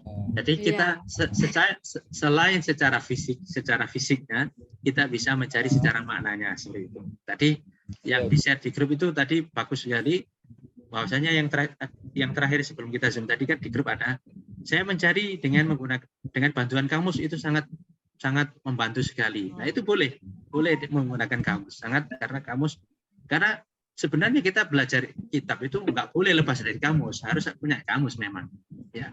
Jadi ini apa namanya, sekedar peta saja. Kalau kita mau, kamus itu adalah kendaraannya, seperti itu kan ya, kendaraannya. Jadi, dan kalau kita mau ibaratkan, mufradat itu adalah seperti material kalau kita mau membangun rumah. Kita mau bangun rumah, butuh material apa saja? Butuh batu bata, butuh pasir, butuh semen. Itu adalah ibaratnya mufradat. Kalau kita seperti ini, kalau kita mau bisa baca kitab kuning, memang kita materialnya apa saja? Materialnya adalah nahwu. Kemudian ada mufradat. Pasti mufradat harus butuh. Ya, kalau kita paham nahwu tapi nggak punya kosakata, sulit. Kita punya kosakata tapi nggak punya ilmu nahwu, bisa baca tapi salah semua, seperti itu kan, seperti itu. Oke, jadi saling membutuhkan semuanya. Jadi mufradat itu sesuatu yang dibutuhkan tapi nggak tertulis seperti itu, ya nggak tertulis. Yang tertulis memang cuma ilmu nahwu. Cuma mufradat itu penting. Kembali apa namanya, kita tetap butuh yang namanya kamus. Kamus nanti ada yang kamus elektronik banyak sekali di Play Store atau di internet, atau yang mau menggunakan dengan buku fisik juga ada, ya. Kamus yang biasa saya gunakan itu kamus ya, Mahmud Yunus kalau nggak salah, itu sedang ya, bukan yang sedang. Itu udah share deh. Itu yang dilanjutkan yang beda tadi, setelah karoha itu ada ma'asodi, odi. Ma itu termasuk jer atau gimana? Ma itu adalah huruf ya. Dia huruf, termasuk bisa huruf jer karena dia ma'a, sodiki, ki, dia kemasukan ma'a menjadi sodiki kan, di kasroh kan. Sodiki termasuk isim karena dia di kasroh atau dijerkan, termasuk tanda isim kan, dijerkan kan, atau di kasroh. Hi-nya, ha itu adalah domir ya, itu nanti apa namanya, kalau ragu nanti konfirmasinya di kamus. Sodik ini kalimat apa, kalimat isim atau fi'il, dikonfirmasinya bagaimana di kamus. Jadi kembali di sini adalah ada satu tugas lagi, bahwasanya kita harus punya kamus. Nanti saya share ya linknya di grup kamus elektroniknya. Atau kalau mau beli apa namanya yang kamus fisik nanti juga banyak di toko-toko buku atau toko kitab atau di marketplace juga banyak, silakan nanti. Ya, maaf Zat, yang ma'a itu kok nggak ada di sini Zat, catatannya Zat. Yang masuk jar itu kok nggak ada Zat. Ma'a itu huruf Pak ya, ma'a itu huruf. Jadi ma'a itu huruf itu kalau nggak salah cuma bisa tiga. Hal yang dicontohkan 3 Pak. Cuma sebenarnya huruf itu ada banyak. Kita belum bahas memang tentang huruf-huruf itu. Cuma nanti ada huruf nasab, ada huruf jazm, ada huruf jer. Karena kita yang berhubungan dengan bab nahwu itu ya tentang i'rab kan. Nanti ada huruf nasab, ada huruf jer, huruf jazm. Itu tadi. Tadi seperti yang saya katakan, kalau memang ada kesulitan seperti yang saya sampaikan di awal tadi, kita kerjakan yang bisa difahami, yang kita nggak bisa pahami kita bisa skip dulu, seperti itu kan. Untuk awal ya, untuk awal. Baik. Memang ya ini serunya belajar bahasa Arab itu memang atau nahwu nggak langsung kita paham detailnya. Kita memang butuh latihan ya, butuh waktu untuk latihan menganalisis. Seperti begini Pak, saya dulu kalau di kampus pas kuliah ya, ketika kita ingin belajar ilmu tentang i'rab, itu kita pasti langsung nyari di kitabnya dulu. Atau misalnya tentang ayat nih. Kita baca dulu ayat ini i'rabnya apa di kitab, ya. Baru kita nanti kita kerjakan analisisnya atau i'rabnya di tugasnya, misalnya ada ujian misalnya tentang meng-i'rab ini. Jadi kita pasti membaca dulu di kitabnya, karena di kitab itu pasti ada contoh-contoh i'rab. Jadi kenapa kok kita harus baca dulu tentang i'rab atau tentang contoh analisis, agar apa? Kita bahasanya kita konfirmasi dulu, pemahaman kita ini betul apa enggak, seperti itu. Konfirmasinya di mana? Ya bisa di kamus atau bisa di kitab atau di kitab-kitab yang lainnya, seperti itu. Tapi bisa difahami ya, Bapak sekalian. Ada yang lainnya, silakan. Ini kalam semua jadi Pak Ustadz ya. Ustadz. Ya. Ya. Kalau ini yang tugas gue ini kalam semua. Cuma kita tadi tugasnya kan menganalisis. Oke, silakan. Bisa? Ya, silakan. Kan pembagian huruf itu ada 3, Ustadz. Huruf. Pembagian kalimah ada fiil, isim, dan huruf. Kira-kira kalau dipresentasikan dari semua bahasa Arab yang ada itu, isim itu ada berapa persen, fiil itu ada berapa persen, huruf itu ada berapa persen? Nah, ini pertanyaan yang sangat bagus dan sangat sulit sekali. Masalah presentasi, ya, mohon maaf ya, saya belum pernah belum pernah membaca presentasinya berapa. Cuma begini Ustadz, bukan saya mau menyusah, karena saya pernah kan kalau kita mau melihat apakah ini isim atau fiil itu pertama dilihat dari artinya, merujuk ke kamus. Kedua, kalau nggak dapat artinya lihat tanda-tandanya, kalau nggak ada tanda-tandanya. Kayak gitu. Begitu juga dengan fiil, begitu juga dengan huruf. Tapi kan kalau macam tadi kasus bahwa kita tidak punya kamus. Nah, itu kan karena kalau yang saya pernah dengar, isim itu sekitar ada 70% dari semua jumlah huruf Arab, kalimat Arab itu. Di semua. Sementara fiil itu hanya 20%, huruf itu ada 5%. Jadi kayak gitu. Jadi kalau memang kesulitan untuk mendapat bahwa ini isim atau fiil, kalau sudah tidak masuk ada tanda-tanda fiil, berarti dia isim. Kayak gitu maksudnya. Oke. Ini pertama, ini terima kasih maklumat baru bagi saya, informasi baru, ilmu baru bagi saya. Jadi nanti kita coba konfirmasi kita cari di sumbernya ya. Nanti mungkin bisa disebutkan sumbernya, bahwasanya kalau fiil isim itu ada 70%, fiil itu ada 20%, sisanya adalah huruf. Nanti bisa disebutkan sumbernya biar kita bisa menjadi tambahan ilmu bagi saya. Kemudian itu yang pertama. Yang kedua, kalau kita ingin menyimpulkan suatu isim, suatu lafaz ini berdasarkan itu tadi, itu belum tentu, nggak bisa mutlak ya. Berdasarkan tadi kan dikatakan kalau misalnya ada lafaz yang nggak ada tanda isim, nggak ada tanda fiil, nggak ada tanda huruf, berarti ini isim karena sebagian besar lafaz Arab itu isim. Nah, itu belum tentu ya, belum tentu, karena kita harus sesuaikan dengan konteksnya di situ, sesuaikan dengan variabel-variabel yang lain seperti itu. Cuma ini ilmu baru bagi saya ya, terima kasih. Memang mungkin saya belum belajar ya, terima kasih Allah ya. Nanti bisa disebutkan sumbernya biar kita bisa konfirmasi, biar kita bisa lebih kuat pemahamannya. Tapi untuk dasar menentukan isim atau fiil dari itu belum tentu. Jawabannya adalah belum tentu. Tidak bisa mutlak ya. Baik, silakan. Ada yang lain? Di sini ada chat ya dari teman-teman yang lain. Bentar ya.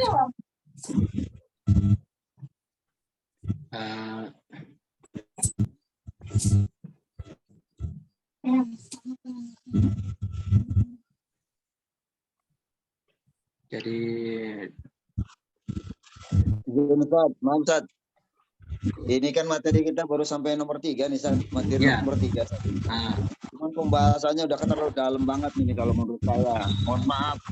Saya ini memang nggak pernah masuk pesantren, nggak pernah belajar ini. Cuman pingin nih. Ini kalau ada pembahasan sampai persen-persen kayak gini, wah nggak ngerti. Ya, itu memang tambahan ilmu Pak ya, tambahan maklumat saja. Jadi kalau ada yang baru Pak, itu kita kalau baik kita terima, kalau sulit ya kita skip aja. Nah, itu tadi tambahan ada 70%, ada 30%, itu tambahan baru, mungkin bisa menjadi tambahan maklumat bagi kita, tambahan pengetahuan bagi kita. Referensi ya, Saudara. Ya, untuk referensi. Ya. Karena kalau orang banyak referensi itu nanti ngomongnya terukur, ya di pemahaman lebih kuat seperti itu kan. Oke. Nah, kita untuk Zoom kita buat santai aja Pak ya, kita sharing-sharing seperti ini aja. Tapi sesuai dengan materi. Dan sebenarnya yang kita paham, yang kita bahas itu Pak ya. Ini suara apa ya? Ustaz, ini ada audio yang gemeresek ini.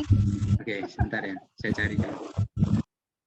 Oke, suaranya Pak Nurkholis yang bocor tadi. Suaranya Pak Nurkholis. Oke. Kalau bisa zoomnya ditambah bisa biar nggak sekali seminggu saja zoomnya tuh. Ini baru 3 materi udah sekian lama nih. Oke. Insya Allah nanti kita jadwal kembali. Moga-moga ada kesempatan untuk menambah jam zoomnya. Ya. Oke. Jadi yang penting kita fokus ya. Jadi yang penting kita di setiap zoom itu kita fokus di, kalau tadi kan kita infonya murojaah materi 1 sampai 7 misalnya ya. Kita fokus di situ saja. Kita nggak terlalu melebar agar kita maksimal di dalam kelas Zoom. Tapi ada yang lain sebelum kita menginjak yang i'rab tadi atau rofa tadi? Kalau coba saya lihat ya, materi kita itu apa saja yang kita bahas di sini. Di materi 1 pembagian kalam, 3 rumus analisis, terus materi 4 itu kita membahas tentang i'rab ya. Oke. Masuk ke i'rab aja Ustaz. Langsung ya. Itu membersihkan waktu ya.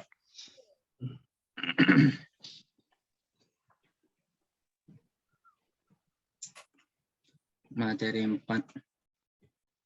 Tadi ada yang bertanya tentang, tadi siapa yang bertanya tentang rofa atau nya? Oke, di sini saya masuk ke bab 4 ya. Layar saya bisa dilihat ya Bapak sekalian? Bisa. Dilihat? bisa ya.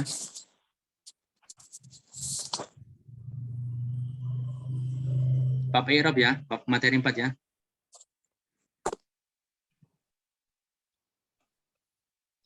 Oke, tayyib. I'rab, nah ya. Kenapa kita mempelajari i'rab di sini kan? Mengapa kita mempelajari bab i'rab? Setelah kita menentukan ya, apakah suatu kata atau suatu isim itu termasuk atau suatu lafadz itu termasuk isim atau fi'il, langkah selanjutnya adalah kita menentukan tanda bacanya ya. Misalnya lafadz alham. Kapan kita harus baca fathah? Kapan kita harus baca dhammah? Kapan kita harus baca kasroh? Itu kita bisa mengetahuinya kalau kita paham tentang istilah yang namanya i'rab. Kita tahu i'rabnya. Alhamdulillah i'rabnya rafa. Ya, alhamdulillah i'rabnya nasab, maka tanda harus dibaca nasab. Itu dipelajari di bab i'rab. Memang kita di sini belum mempelajari i'rab secara keseluruhan ya. Jadi kemarin masih pengenalan. Jadi kalau masih ada yang bingung tentang i'rab itu, pembagian i'rab itu, memang kita belum membahas. Ya. Jadi mohon ditahan sebentar ya. Nanti kita masuk pada babnya. Oke, ini yang penting ya. I'rab itu apa sih? Kemarin banyak yang bertanya, i'rab itu apa? Oke, banyak yang bingung. Ini kita jelaskan secara singkat. Wilayah timur sudah jam 12, jam 12:30. Oke, kita percepat sedikit Pak ya, nanti agar bagaimana kita setengah jam lagi Pak? Setengah jam lagi, setuju? Ngantuk. Setuju. Oke, yang ngantuk boleh ditutup videonya, boleh sambil tidur boleh ya. Berarti tidur dalam keadaan belajar, masya Allah ya. Pahalanya 2 kali lipat Pak. Pahalanya berlipat ganda. Oke, i'rab itu apa? Ini yang saya akan bahas nanti, yang penting-penting saja. I'rab itu apa? I'rab adalah perubahan akhir kata ya, karena adanya perbedaan amil atau penyebab yang masuk pada kata tersebut ya. Jadi i'rab itu apa? Perubahan akhir kata. Jadi kata dari lafadz alham tadi, alhamda menjadi alhamdi menjadi alhamdu, itu disebabkan oleh i'rab. Suara saya bisa didengar Pak ya? Bisa Ustaz. Oke, sebentar, suara saya kok bocor ya? Masih jelas Ustaz.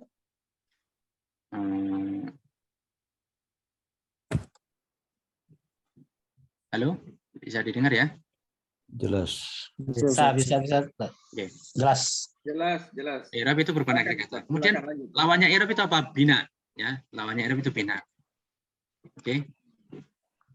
Kemudian ada i'rab, ada bina, ada mu'rab, ada mabni. Apa bedanya? Kalau mu'rab itu adalah kata yang berubah akhirnya. Jadi kalau mu'rab itu lafadznya, kalau i'rab itu sifatnya. Ya. Jadi kalau lafadz, ini lafadz mu'rab atau mabni, itu kita menggunakan lafadz mu'rab.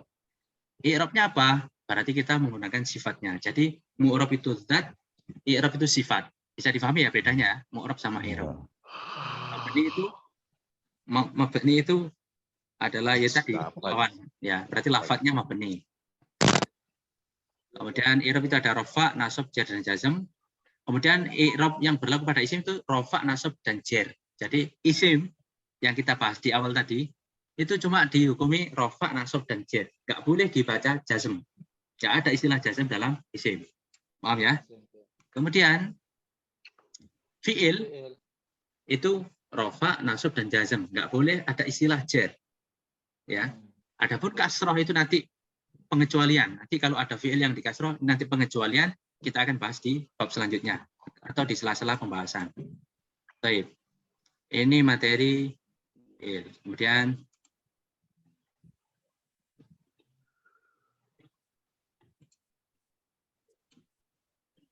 oke, kita jelaskan secara cepat ya, secara singkat. Yang penting kita paham isim tadi sudah mantap. Nanti i'rab ini mengikuti saja gampang. Kemudian isim yang mu'rab itu ada 10 ya. Berdasarkan i'rab dan bina. Isim itu dibagi menjadi isim yang mu'rab, ada isim yang mabni. Yang mu'rab itu ada 10 ya, isim mufrad, isim tatniyah, jamak taksir, jamak muannas salim, jamak mudzakkar salim. Dan ada ismaul khamsah, ada isim ghair munsharif, ada isim mangkus, isim maksud. Nah, ini silakan dihafalkan. Dan yang mabni itu ada 3. Ini kita sudah jelaskan juga di videonya. Jadi nanti kita nggak jelaskan di sini lagi. Silakan ditonton videonya ya. Silakan ditonton, diulang-ulang. Nanti kalau kita di sini mungkin ada pertanyaan tentang isim yang 10 ini silakan ditanyakan. Tapi untuk penjelasan kita nggak akan jelaskan lagi. Ya. Dan fi'il itu ada 3. Sebentar ya. Ada fi'il madhi, fi'il mudhari, dan fi'il amar. Baik. Ini juga kita sudah jelaskan. Nanti mungkin di pertemuan selanjutnya kita akan bahas lebih detail karena ini sudah terlalu malam. Sudah ada yang ngantuk ternyata. Oke. Ini materi 5. Kemudian ada materi 6. Baik.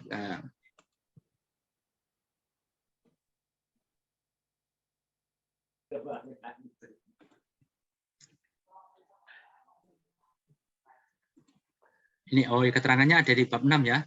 Masing-masing dari apa itu isim mufrad, apa itu isim tasniyah, jamak taksir itu ada di bab 6. Oke. Di bab 6 ini ada pertanyaan Bapak Ibu sekalian. Apakah ada pertanyaan? Teman modern di Indonesia Timur, Bang, jam 12. Oke. Setengah 1 Indonesia Timur. Selisih 2 jam ya. Wita ya. Tadi mulai jam 11, Ustaz. Oh, Masya Allah. Kita ucapkan Masya Allah dan Masya Allah, barakallahu fikum. Sebentar lagi di timur. Sebentar lagi kita akan ini apa? Sahur. Lanjut sahur aja Pak ya. Nanggung untuk tidur ya. Insyaallah. Oke. Dari bab ini yang bab 6 ada pertanyaan. Isim mufrad itu isim tunggal, kemudian isim tasniyah itu yang dual ya. Jadi dual itu dalam keadaan rofa itu dengan alif nun, nasab jar itu dengan ya nun. Apa itu nanti rofa itu apa, nasab itu apa, itu jar itu apa, nanti akan dibahas di bab selanjutnya. Oke. Yang penting kita paham dulu ini. Jadi di bab materi awal ini kita belum terlalu analisis terlalu banyak. Yang penting kita paham dulu definisinya. Nah, ini ada kamus ini untuk mencari jamak taksir. 500.000. Ada jamak muannats salim yaitu dengan halaman alif ta. Baik. Kita ke materi 7 saja langsung ya. Izin Ustaz. Ya, silakan. Nah, Ustaz, nanti pokoknya kawan-kawan yang udah tinggi itu pertanyaannya nggak usah terlalu tinggi Ustaz. Jadi kami yang belum ini yang masih nggak tahu apa ini kebingungan juga Ustaz. Salah di nomor. Ustaz. Terima kasih Ustaz. Oke. Panjang aku dukung. Ya, setuju. Insya Allah Pak. Ya. Jadi memang kalau mau diamati Pak. Pertanyaan kita tadi memang nggak terlalu tinggi Pak. Mungkin ada 1-2 saja. Cuma secara umum pembahasan kita di sini tuh memang masih dasar semua ya. Tinggal kita menyesuaikan pemahaman yang materi yang sudah kita pelajari, kita jangan sampai ketinggalan. Jadi materi yang dibagikan di grup itu silakan disimak. Nah, jangan ditunda-tunda karena kalau ditunda-tunda nanti semakin numpuk semakin nggak sempat belajar. Nanti semakin malas untuk belajar. Oke. Semakin kalau numpuk nanti saja tak pelajari, ternyata sudah dapat 8 bab. Aduh, 8 bab 1 minggu ini. Nah, tapi kalau setiap hari kita kasih materi 1-2 materi kita simak, besok 2 materi kita simak lagi. Itu nanti insya Allah nggak berat. Tapi kalau kita tunda-tunda, numpuk, nanti kita ketinggalan dengan teman-temannya yang lainnya. Padahal materi hari itu misalnya ada diskusi seputar materi, masih seputar materi, tapi karena kita nggak belajar, nggak menyimak, akhirnya kayak merasa ketinggalan seperti itu. Jadi berat ya, merasa berat. Baik. Ini sesi analisis mu'rab dan mabni. Ini nanti ya belum ada tugas ya tentang analisisnya. Cuma ini rumus untuk menganalisis apakah suatu lafaz itu mu'rab atau mabni. Oke. Di madrasah kan kita sudah tahu cara menganalisis apakah dia isim atau fi'il kan? Kita sudah tahu caranya. Madrasah adalah kalimat isim karena ditandai dengan bisa dijarkan. Lah ini di rumus analisis bab mu'rab dan mabni ditambahi dan hukumnya madrasah ini adalah mu'rab karena termasuk isim mufrad. Cuma ditambahkan seperti itu. Kitabun adalah kalimat isim karena ditandai dengan tanwin. Dan hukumnya apa? Mu'rab karena termasuk isim mufrad.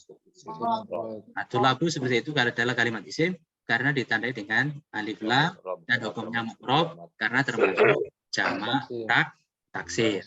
Okay. Kalau bingung kitabun atau atulabu atau nanti ada Madinah atau al-asri ini kalimat apa? Apakah dia tunggal atau tasni atau jamak, itu nanti boleh dicari di kamus. Artinya apa?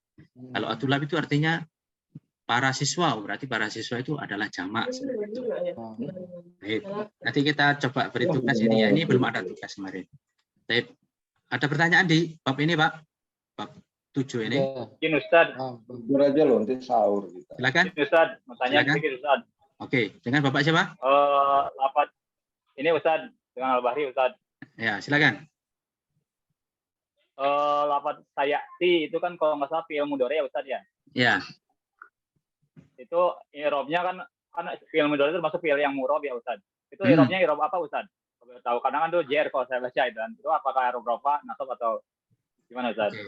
Oke. Sayati adalah fi'il mudhari. Ya'ti adalah fi'il mudhari. Di pembagian fi'il di bab 6 atau bab 5 kita ada pembahasan fi'il sudah dibahas di situ. Nanti silakan disimak lagi ya bagi yang belum paham tentang pembagian fi'il, silakan disimak di bab 5 dan bab 6. Itu ada penjelasan tentang fi'il. Nanti silakan disimak. Kemudian ada pertanyaan tadi tentang ya'ti atau sayati. Nah, sayati itu i'rabnya apa? Sebenarnya itu nanti kita bahas di bab selanjutnya. Atau sudah ada babnya ya, Pak? Bab 8 kita bahas apa? Bentar ya.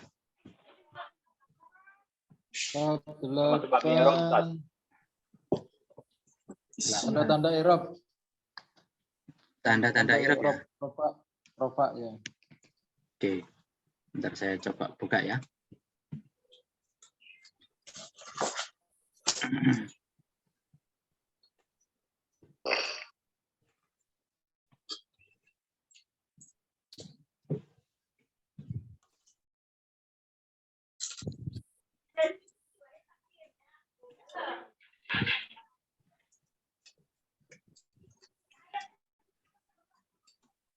Tanda i'rab rofa. Oke, materi kita kemarin sampai materi 8 ya. Pekan ini materi terakhir adalah materi 8 ya. Oke.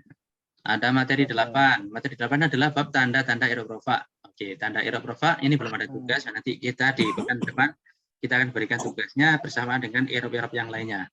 Tanda nanti apa itu rofa pengertiannya? Rofa adalah perubahan tertentu yang ditandai dengan doma atau pengganti doma. Jadi sebelum saya jawab ya pertanyaan tadi, saya ingin jelaskan ini dulu, nanti kita baru jawab pertanyaan tadi. Rofa itu apa? Rofa adalah perubahan tertentu yang ditandai dengan doma atau pengganti doma. Jadi kalau ada lafadz yang akhirnya itu ditandai atau perubahannya itu ditandai dengan doma, maka itu berarti dihukumi rofa. Ya. Jadi rofa itu perubahan satu lafadz yang mana perubahannya ditandai dengan doma. Ya. Ya, perubahan ini tentu di akhir kalimat ya, karena kita membahas tentang i'rab. I'rab itu tadi perubahan akhir kalimat kan, atau akhir kata. Tentu ini perubahannya di akhir kata, yang mana perubahannya ditandai dengan domah atau pengganti domah. Oke. Tanda i'rab rafa itu ada 4. Yang satu tanda asli yaitu domah, tanda penggantinya ada 3 yaitu wawu, alif dan nun. Baik. Rafa atau domah menjadi tanda di mana saja? Menjadi tanda di isim mufrad, jamak taksir, jamak muannats salim, dan fi'il mudhari yang murni. Ya, yang murni itu yang tidak bersambung dengan sesuatu yang mewajibkan binanya atau mengganti i'rabnya. Oke, ini silakan difahami ya pelan-pelan saja. Kalau satu kali belum paham, silakan ditonton lagi sampai paham. Baca lagi. Oke. Baik. Apa yang mewajibkan bina? Yang mewajibkan bina itu adalah nun niswah dan nun taukid. Contohnya yang yadribna, ya. Ini maka menjadi fiilnya menjadi fiil mudhari yang mabni. Alias fiil ini tidak bisa dihukumi rofa atau nasab, kan tetapi dihukumi mabni. Tadi kan istilah mabni kan? Kemudian ada nun taukid. Kemudian yang mengganti i'rabnya fi'il mudhari itu adalah yaf'aluna, taf'aluna, yaf'alani, taf'alani, taf'alina, yaitu fi'il mudhari yang bersambung dengan alif tasniyah atau wawu jamaah atau ya mu'annas wa khotobah. Ya, jadi ini insya Allah nanti di pertemuan yang akan datang kita jelaskan kembali ya di Zoom yang akan datang kita coba jelaskan kembali agar lebih difahami. Baik. Jadi yang domah menjadi tanda rofa di fi'il mudhari yang murni. Murni itu enggak bersambung dengan tadi, tidak bersambung dengan nun taukid, nun niswah, atau tidak bersambung dengan alif tasniyah, atau wawu jamak, atau ya mu'annas mukhatabah. Bahasanya ya jamak, ya mu'annas, ya mukhatabah. Berarti yang murni itu yang seperti apa contohnya? Yaitu yang suruh. Atau nanti sayati. Itu adalah fi'il mudhari yang murni. Oke? Berarti sayati, ya'ti itu adalah fi'il yang murni. Karena dia fi'il mudhari yang tidak bersambung dengan nun taukid, nun niswah, alif tasniyah, atau wawu dhamir, atau ya dhamir. Tidak bersambung dengan 5 ini. Maka ya'ti adalah fi'il mudhari yang murni. Berarti ya'ti tanda rofaknya dengan apa? Tanda rofaknya dengan dhamma. Tapi kok di kasroh di situ ya'ti? Ya, dhammanya dikira-kirakan. Ya, dhammanya dikira-kirakan. Karena kenapa kok dikira-kirakan? Li ta'adzur bahasanya, ya. Atau li thiqal, ya. Li thiqal itu artinya apa namanya? Kenapa kok dikira-kirakan? Karena orang Arab itu apa namanya? Malas untuk menyebutkan ya'tiu. Ya'tiu itu malas orang Arab. Ya. Jadi makanya cukup disebutkan ya'ti gitu aja. Tapi sudah paham kalau di situ tanda rofaknya adalah dengan dhammah, tapi dhammahnya dikira-kirakan. Ya. Nanti seperti itu. Bisa difahami? Sudah terjawab ya Pak ya pertanyaannya? Sayati? Pak Al-Bahri? Asalnya sebetulnya sayatiu ya. Sayatiu aslinya. Cuma orang Arab itu malas untuk mengucapkan sayatiu itu malas. Bahasanya litikul karena berat, karena apa ya? Terlalu sulit, terlalu litikul itu artinya kan berat ya. Yatiu. Ya, habis kasroh ketemu dhammah itu orang Arab itu bahasanya itu apa namanya berat, makanya dikira-kirakan cukup ya'ti seperti itu aja. Bisa difahami Pak? Terjawab ya? Bisa. Silakan. Materi yang ke-7 kalau nggak salah yang masalah ini saya masih bingung nih yang isim tasniyah dengan jamak muzakkar salim. Materi 7 Ustaz. Kalau nggak salah materi itu juga penjelasan itu ya tentang pembagian isim itu Ustaz. Materi 7 ya. Balik lagi. Oke, sebelum kita selesaikan dulu nih Pak ya. Materi kita untuk Zoom ini sampai materi 7 kalau nggak salah tadi sampaikan oleh Ustaz. Oke. Materi pekan 1 kan sampai 8, cuma tadi kita kan terlalu fokus ya. Oke. Cuma saya selesaikan yang ini dulu materi 8, nanti kita kembali ke materi 7 ya. Oke? Oke. Baik, ada lanjut. Yang mewajibkan bina itu adalah nun niswah dan nun taukid. Kemudian yang mengganti i'rabnya itu adalah ini. Fi'il mudhari yang bersambung dengan alif tasniyah, wawu jamaah, ya mu'annas mukhatabah. Alif tasniyah itu alif yang menunjukkan bahwa pelakunya adalah 2. Tasniyah. Wawu jamak artinya adalah wawu yang menunjukkan bahwa pelaku pekerjaannya adalah jamak, orang banyak. Ya mu'annas mukhatabah menunjukkan bahwa pelakunya adalah mu'annas perempuan mukhatabah yang diajak bicara. Jadi orang tunggal perempuan. Taf'alina.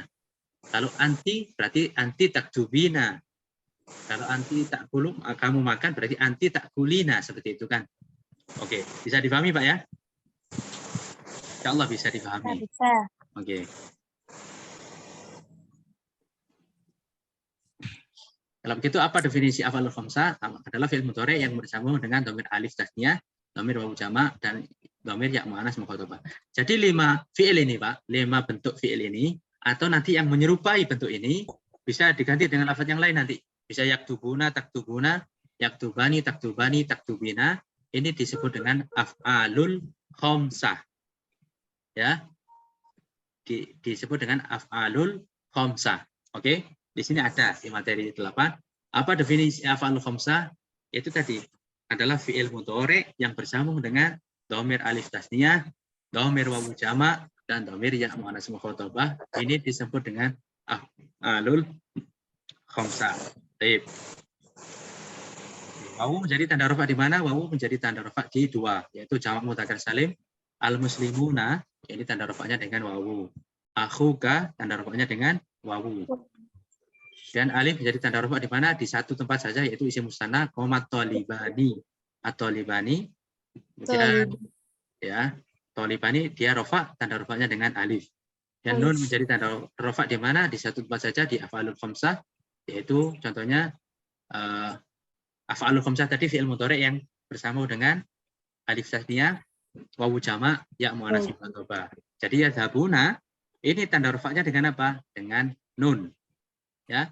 Yaitu nun ini adalah tanda rofa. Wawunya apa? Wawu jamaah, yaitu wawu dhamir, ya. Baik. Ini rofa kita jelaskan secara singkat di sini. Insya Allah nanti di Zoom yang akan datang kita akan jelaskan kembali ya. Jadi kalau misalnya ada kurang jelas di sini nanti bisa ditanyakan di grup atau nanti kita bahas kembali di bab yang akan datang bersama dengan i'rab-i'rab yang lainnya. Nanti ada i'rab nasab, jar dan jazm. Oke. Nanti kita akan menganalisisnya juga. Ya, ini contoh untuk i'rab rofa kita belum sebutkan, memang ada di bab 9. Nanti kita akan sebutkan atau nanti kita bagikan di pekan depan. Baik. Tadi ada pertanyaan bab 7. Bisa diulangi Pak pertanyaannya, Pak? Ya, ini kan pertanyaan saya. Ini kan ada tanda-tanda isim itu ada isim tasniyah. Saya masih bingung ini nih. Ini ada misalnya kitaban dalam keadaan rofa. Rofa itu kalau nggak salah itu kan tandanya doma maksudnya.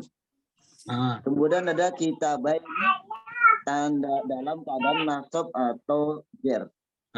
Kalau nasab itu kan maka jar itu kan kasroh Ustaznya. Oke. Nah, itu gimana kita tahunya yang mana yang rofanya itu mana yang nasabnya? Bedakannya maksudnya. Ya ini gimana nih? Ini ada nih contoh yang isim tasniyah yang Ustaz buka nih. Ini dia. Ini isim tasniyah ya. Ya. Jadi saya masih bingung. Kemarin udah saya tanya juga di grup, cuma saya nggak nyambung Mas Lisan. Oke. Tadi kan disebutkan Pak ya, tanda rofa itu ada doma. Itu tanda asli. Kemudian ada tanda pengganti. Oke, tanda penggantinya ada 3. Apa? Ya. Wawu, alif, dan nun. Jadi tanda rofa itu ada 4 ya. Doma itu tanda asli. Tanda asli. Jadi rofa itu identik dengan doma. Itu asli. Dan ada 3 tanda pengganti. Apa itu? Penggantinya doma itu ada 3. Apa saja? Alif, wawu, alif, nun. Oke. Tadi kita di bab 8 kita sudah sebutkan. Tempatnya doma itu mana saja kita sudah sebutkan. Wawu tempatnya di mana saja kita sudah sebutkan. Kemudian alif itu tempatnya di mana saja? Alif tempatnya di isim tasniyah. Berarti kalau ada isim tasniyah, ketika dia dibaca rofa, maka tanda rofanya dengan apa? Dengan alif. Baik, jadi pahami. Kita ulang. Kita balik satu ini yang terakhir. Jadi kan doma, wawu, alif. Alif menjadi tanda rofa di mana? Tasniyah. Tasniyah. Oke, isim tasniyah. Kemudian kalau ada isim tasniyah. Kemudian kalau isim kemudian kalau ada isim tasniyah dibaca rofa, maka tanda rofanya dengan apa? Isim tasniyah. Alif. Dengan alif. Kok tahu? Iya, karena di bab tanda rofa. Baca materi. Itu menjadi alif itu menjadi tanda rofa di isim tasniyah. Isim tasniyah. Di isim tasniyah kalau rofa kan tinggal bolak-balik. Kalau isim tasniyah dibaca rofa tandanya sama ustaznya aja, yang lain diam aja dulu. Dengan alif. Baik. Di sini ada contoh kitabun. Ya. Tadi kan definisi isim tasniyah adalah isim yang menunjukkan makna dual. Ya, dengan tambahan alif nun dalam keadaan rofa. Kalau rofa yaitu kitabun, kalau kita ingin menjadikan dual, menjadikan tasniyah, maka kita tambahkan dengan alif nun. Oke, menjadi kita bani. Nah, kita bani ini termasuk rofa, ya, karena dia termasuk isim musanna. Dan dia kalau rofa, tanda rofanya dengan apa di sini? Dengan alif. Taib, kita bani. Ya, alifnya ini adalah menjadi tanda rofa. Rofa. Oke. Bisa difahami Pak atau masih bingung? Mana yang bingung Pak? Tolong dijelaskan. Ya. Jadi mohon maaf ya. Saya jelaskan kembali. Mohon maaf Ibu. Saya ini memang bodoh Bu, masalah materi ini belum terus terang belum pernah belajar sama ini, baru kali belajar nih saya. Oke. Jadi memang mohon maaf sekali lagi. Memang apapun muter-muter saya ini mencoba untuk memahami, saya berusaha untuk belajar karena memang baru pertama kali inilah saya belajar ini. Tadi mohon maaf aja nih saya. Kita tadi sudah jelaskan Pak ya. Pelan-pelan tadi kita sudah jelaskan. Setelah kita jelaskan masih ada yang bingung Pak, mana yang bingung? Kita harap bingungnya nggak semua. Kalau bingung semua materi 1 sampai 8 bingung semua, itu berarti tandanya nggak belajar. Tapi kalau yang pertama itu kalau ada sebagian yang bingung itu maklum. Itu maklum. Kalau ada sebagian yang nggak paham itu maklum. Ya. Baik, dari sini yang belum difahami yang mana Pak? Yang di bawah Ustaz, yang kita baini, itu di mana tanda ropanya Ustaz? Kan ada di situ nun, di atas juga ada nun, di bawah juga ada nun. Di atas ada nun, yang bawah ada ya. Yang atas kita bani, ini dibaca rofa. Maka tanda ropanya dengan alif. Alif, nunnya kita skip dulu, jangan dibahas dulu nunnya. Alifnya saja. Yang bawah kitab, ya, kitabun plus ya nun, kitab ini kalau dibaca kitab ini kalau dalam keadaan nasab dan jer. Berarti kitab ini bukan rofa Pak. Kitab ini adalah dalam keadaan nasab dan jer. Nah, ini nasab dan jar memang belum kita jelaskan, nanti kita akan jelaskan di bab selanjutnya. Baik, dari sini bisa difahami Pak? Jadi yang bawah belum dijelaskan ya? Belum dijelaskan. Yang atas insya Allah sudah paham. Yang paham, baru yang atas yang kita jelaskan tadi. Yang bawah belum dijelaskan. Cuma kita menjelaskan secara definisi saja. Agar apa? Nanti ketika kita bahas tentang bab nasab dan bab jar, kita bisa mengulang kembali ke sini, itu bisa ada bisa nyambung. Baik, bisa dipahami Pak ya? Terima kasih Pak, alhamdulillah. Sama-sama, bisa dipahami ya. Baik, yang lainnya silakan. Sebelum kita tutup, insya Allah ini ada 8 menit ya. Nanti tepat jam 11. Nanti yang bagian tengah itu jam 12, yang bagian timur itu sudah jam 1 ya. Jam 1. Masya Allah kita apresiasi untuk teman-teman yang ada di bagian timur dan bagian tengah. Masya Allah, semoga Allah memberikan pahala yang sebaik-baiknya. Baik, sebelum kita tutup, ada pertanyaan? Mungkin terakhir aja Ustaz. Ya, silakan. Biar lebih gampangnya Ustaz kan. Ini kan ada beberapa tadi yang ada yang kemasukan di rofanya di mana saja.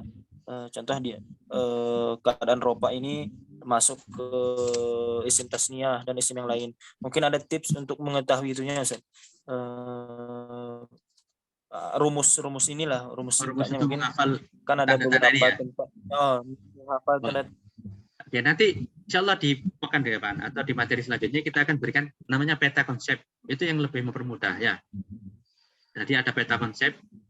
Nanti kalau saya trik ya, kalau saya menghafal itu tandanya saya gambar. Mungkin ada ya nanti kita berikan tipsnya di materi yang akan datang. Itu ada, kita pasti dengan metode bahasanya dengan kalau bahasanya dengan scanning ya, bahasanya scanning. Bagaimana scanning? Skema. Ya, pertama dengan skema. Saya gambar peta konsep tanda rofa itu nanti ada 4, nanti sebentar ya. Nanti aja biar nggak bingung. Nanti saja. Fokus ini nanti dulu. Ya, rofa itu ada 4, doma, wawu, alif, nun. Nanti doma itu apa saja di bawahnya ada. Jadi berbentuk gambar peta konsep. Nah, dalam satu lembar itu saya hafalkan letak-letaknya. Saya hafalkan gambar-gambarnya. Tadi yang posisi pojok kiri itu doma, wawu, alif. Seperti itu. Itu saya cara menghafalkan. Nanti mungkin Bapak Ibu ada tip yang lain, nanti bisa dicoba ya. Tapi itu yang paling berhasil untuk saya, yaitu dengan metode scanning. Setelah saya scanning itu maksud saya apa? Mata saya itu menyekan gambarnya. Saya ingat-ingat di pikiran saya. Jadi ketika saya ingin menyebutkan kembali tanda-tanda rofa, yang ada 4 itu beserta tempat-tempatnya, itu saya mengingat-ingat gambarnya saja. Oke, tempat letaknya seperti ini. Siap. Syukran, Ustaz. Afan. Baik, ada yang lain? Terakhir ini sebelum kita tutup, ada 5 menit.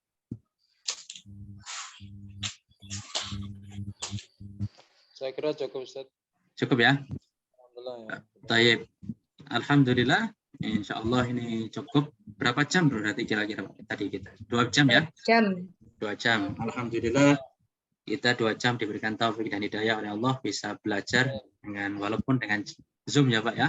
Semoga majelis kita malam hari ini, perkumpulan kita malam hari ini menjadi perkumpulan yang barokah. Amin. Amin. Jadi majelis ilmu yang bisa menambahkan ilmu bagi kita semuanya, mendapatkan manfaat barokah, dan semoga Allah Subhanahu wa taala terus memberikan kita taufik, hidayah dan inayah sehingga kita bisa belajar sampai selesai. Baik.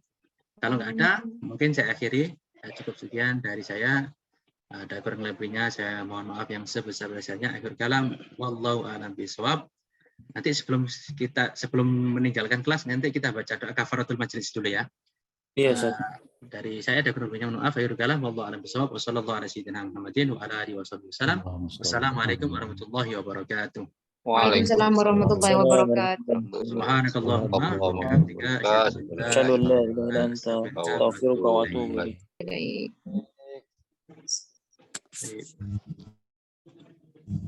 Masya Allah, Masya Allah. Minggu yang akan datang. Apaan? Saya pas.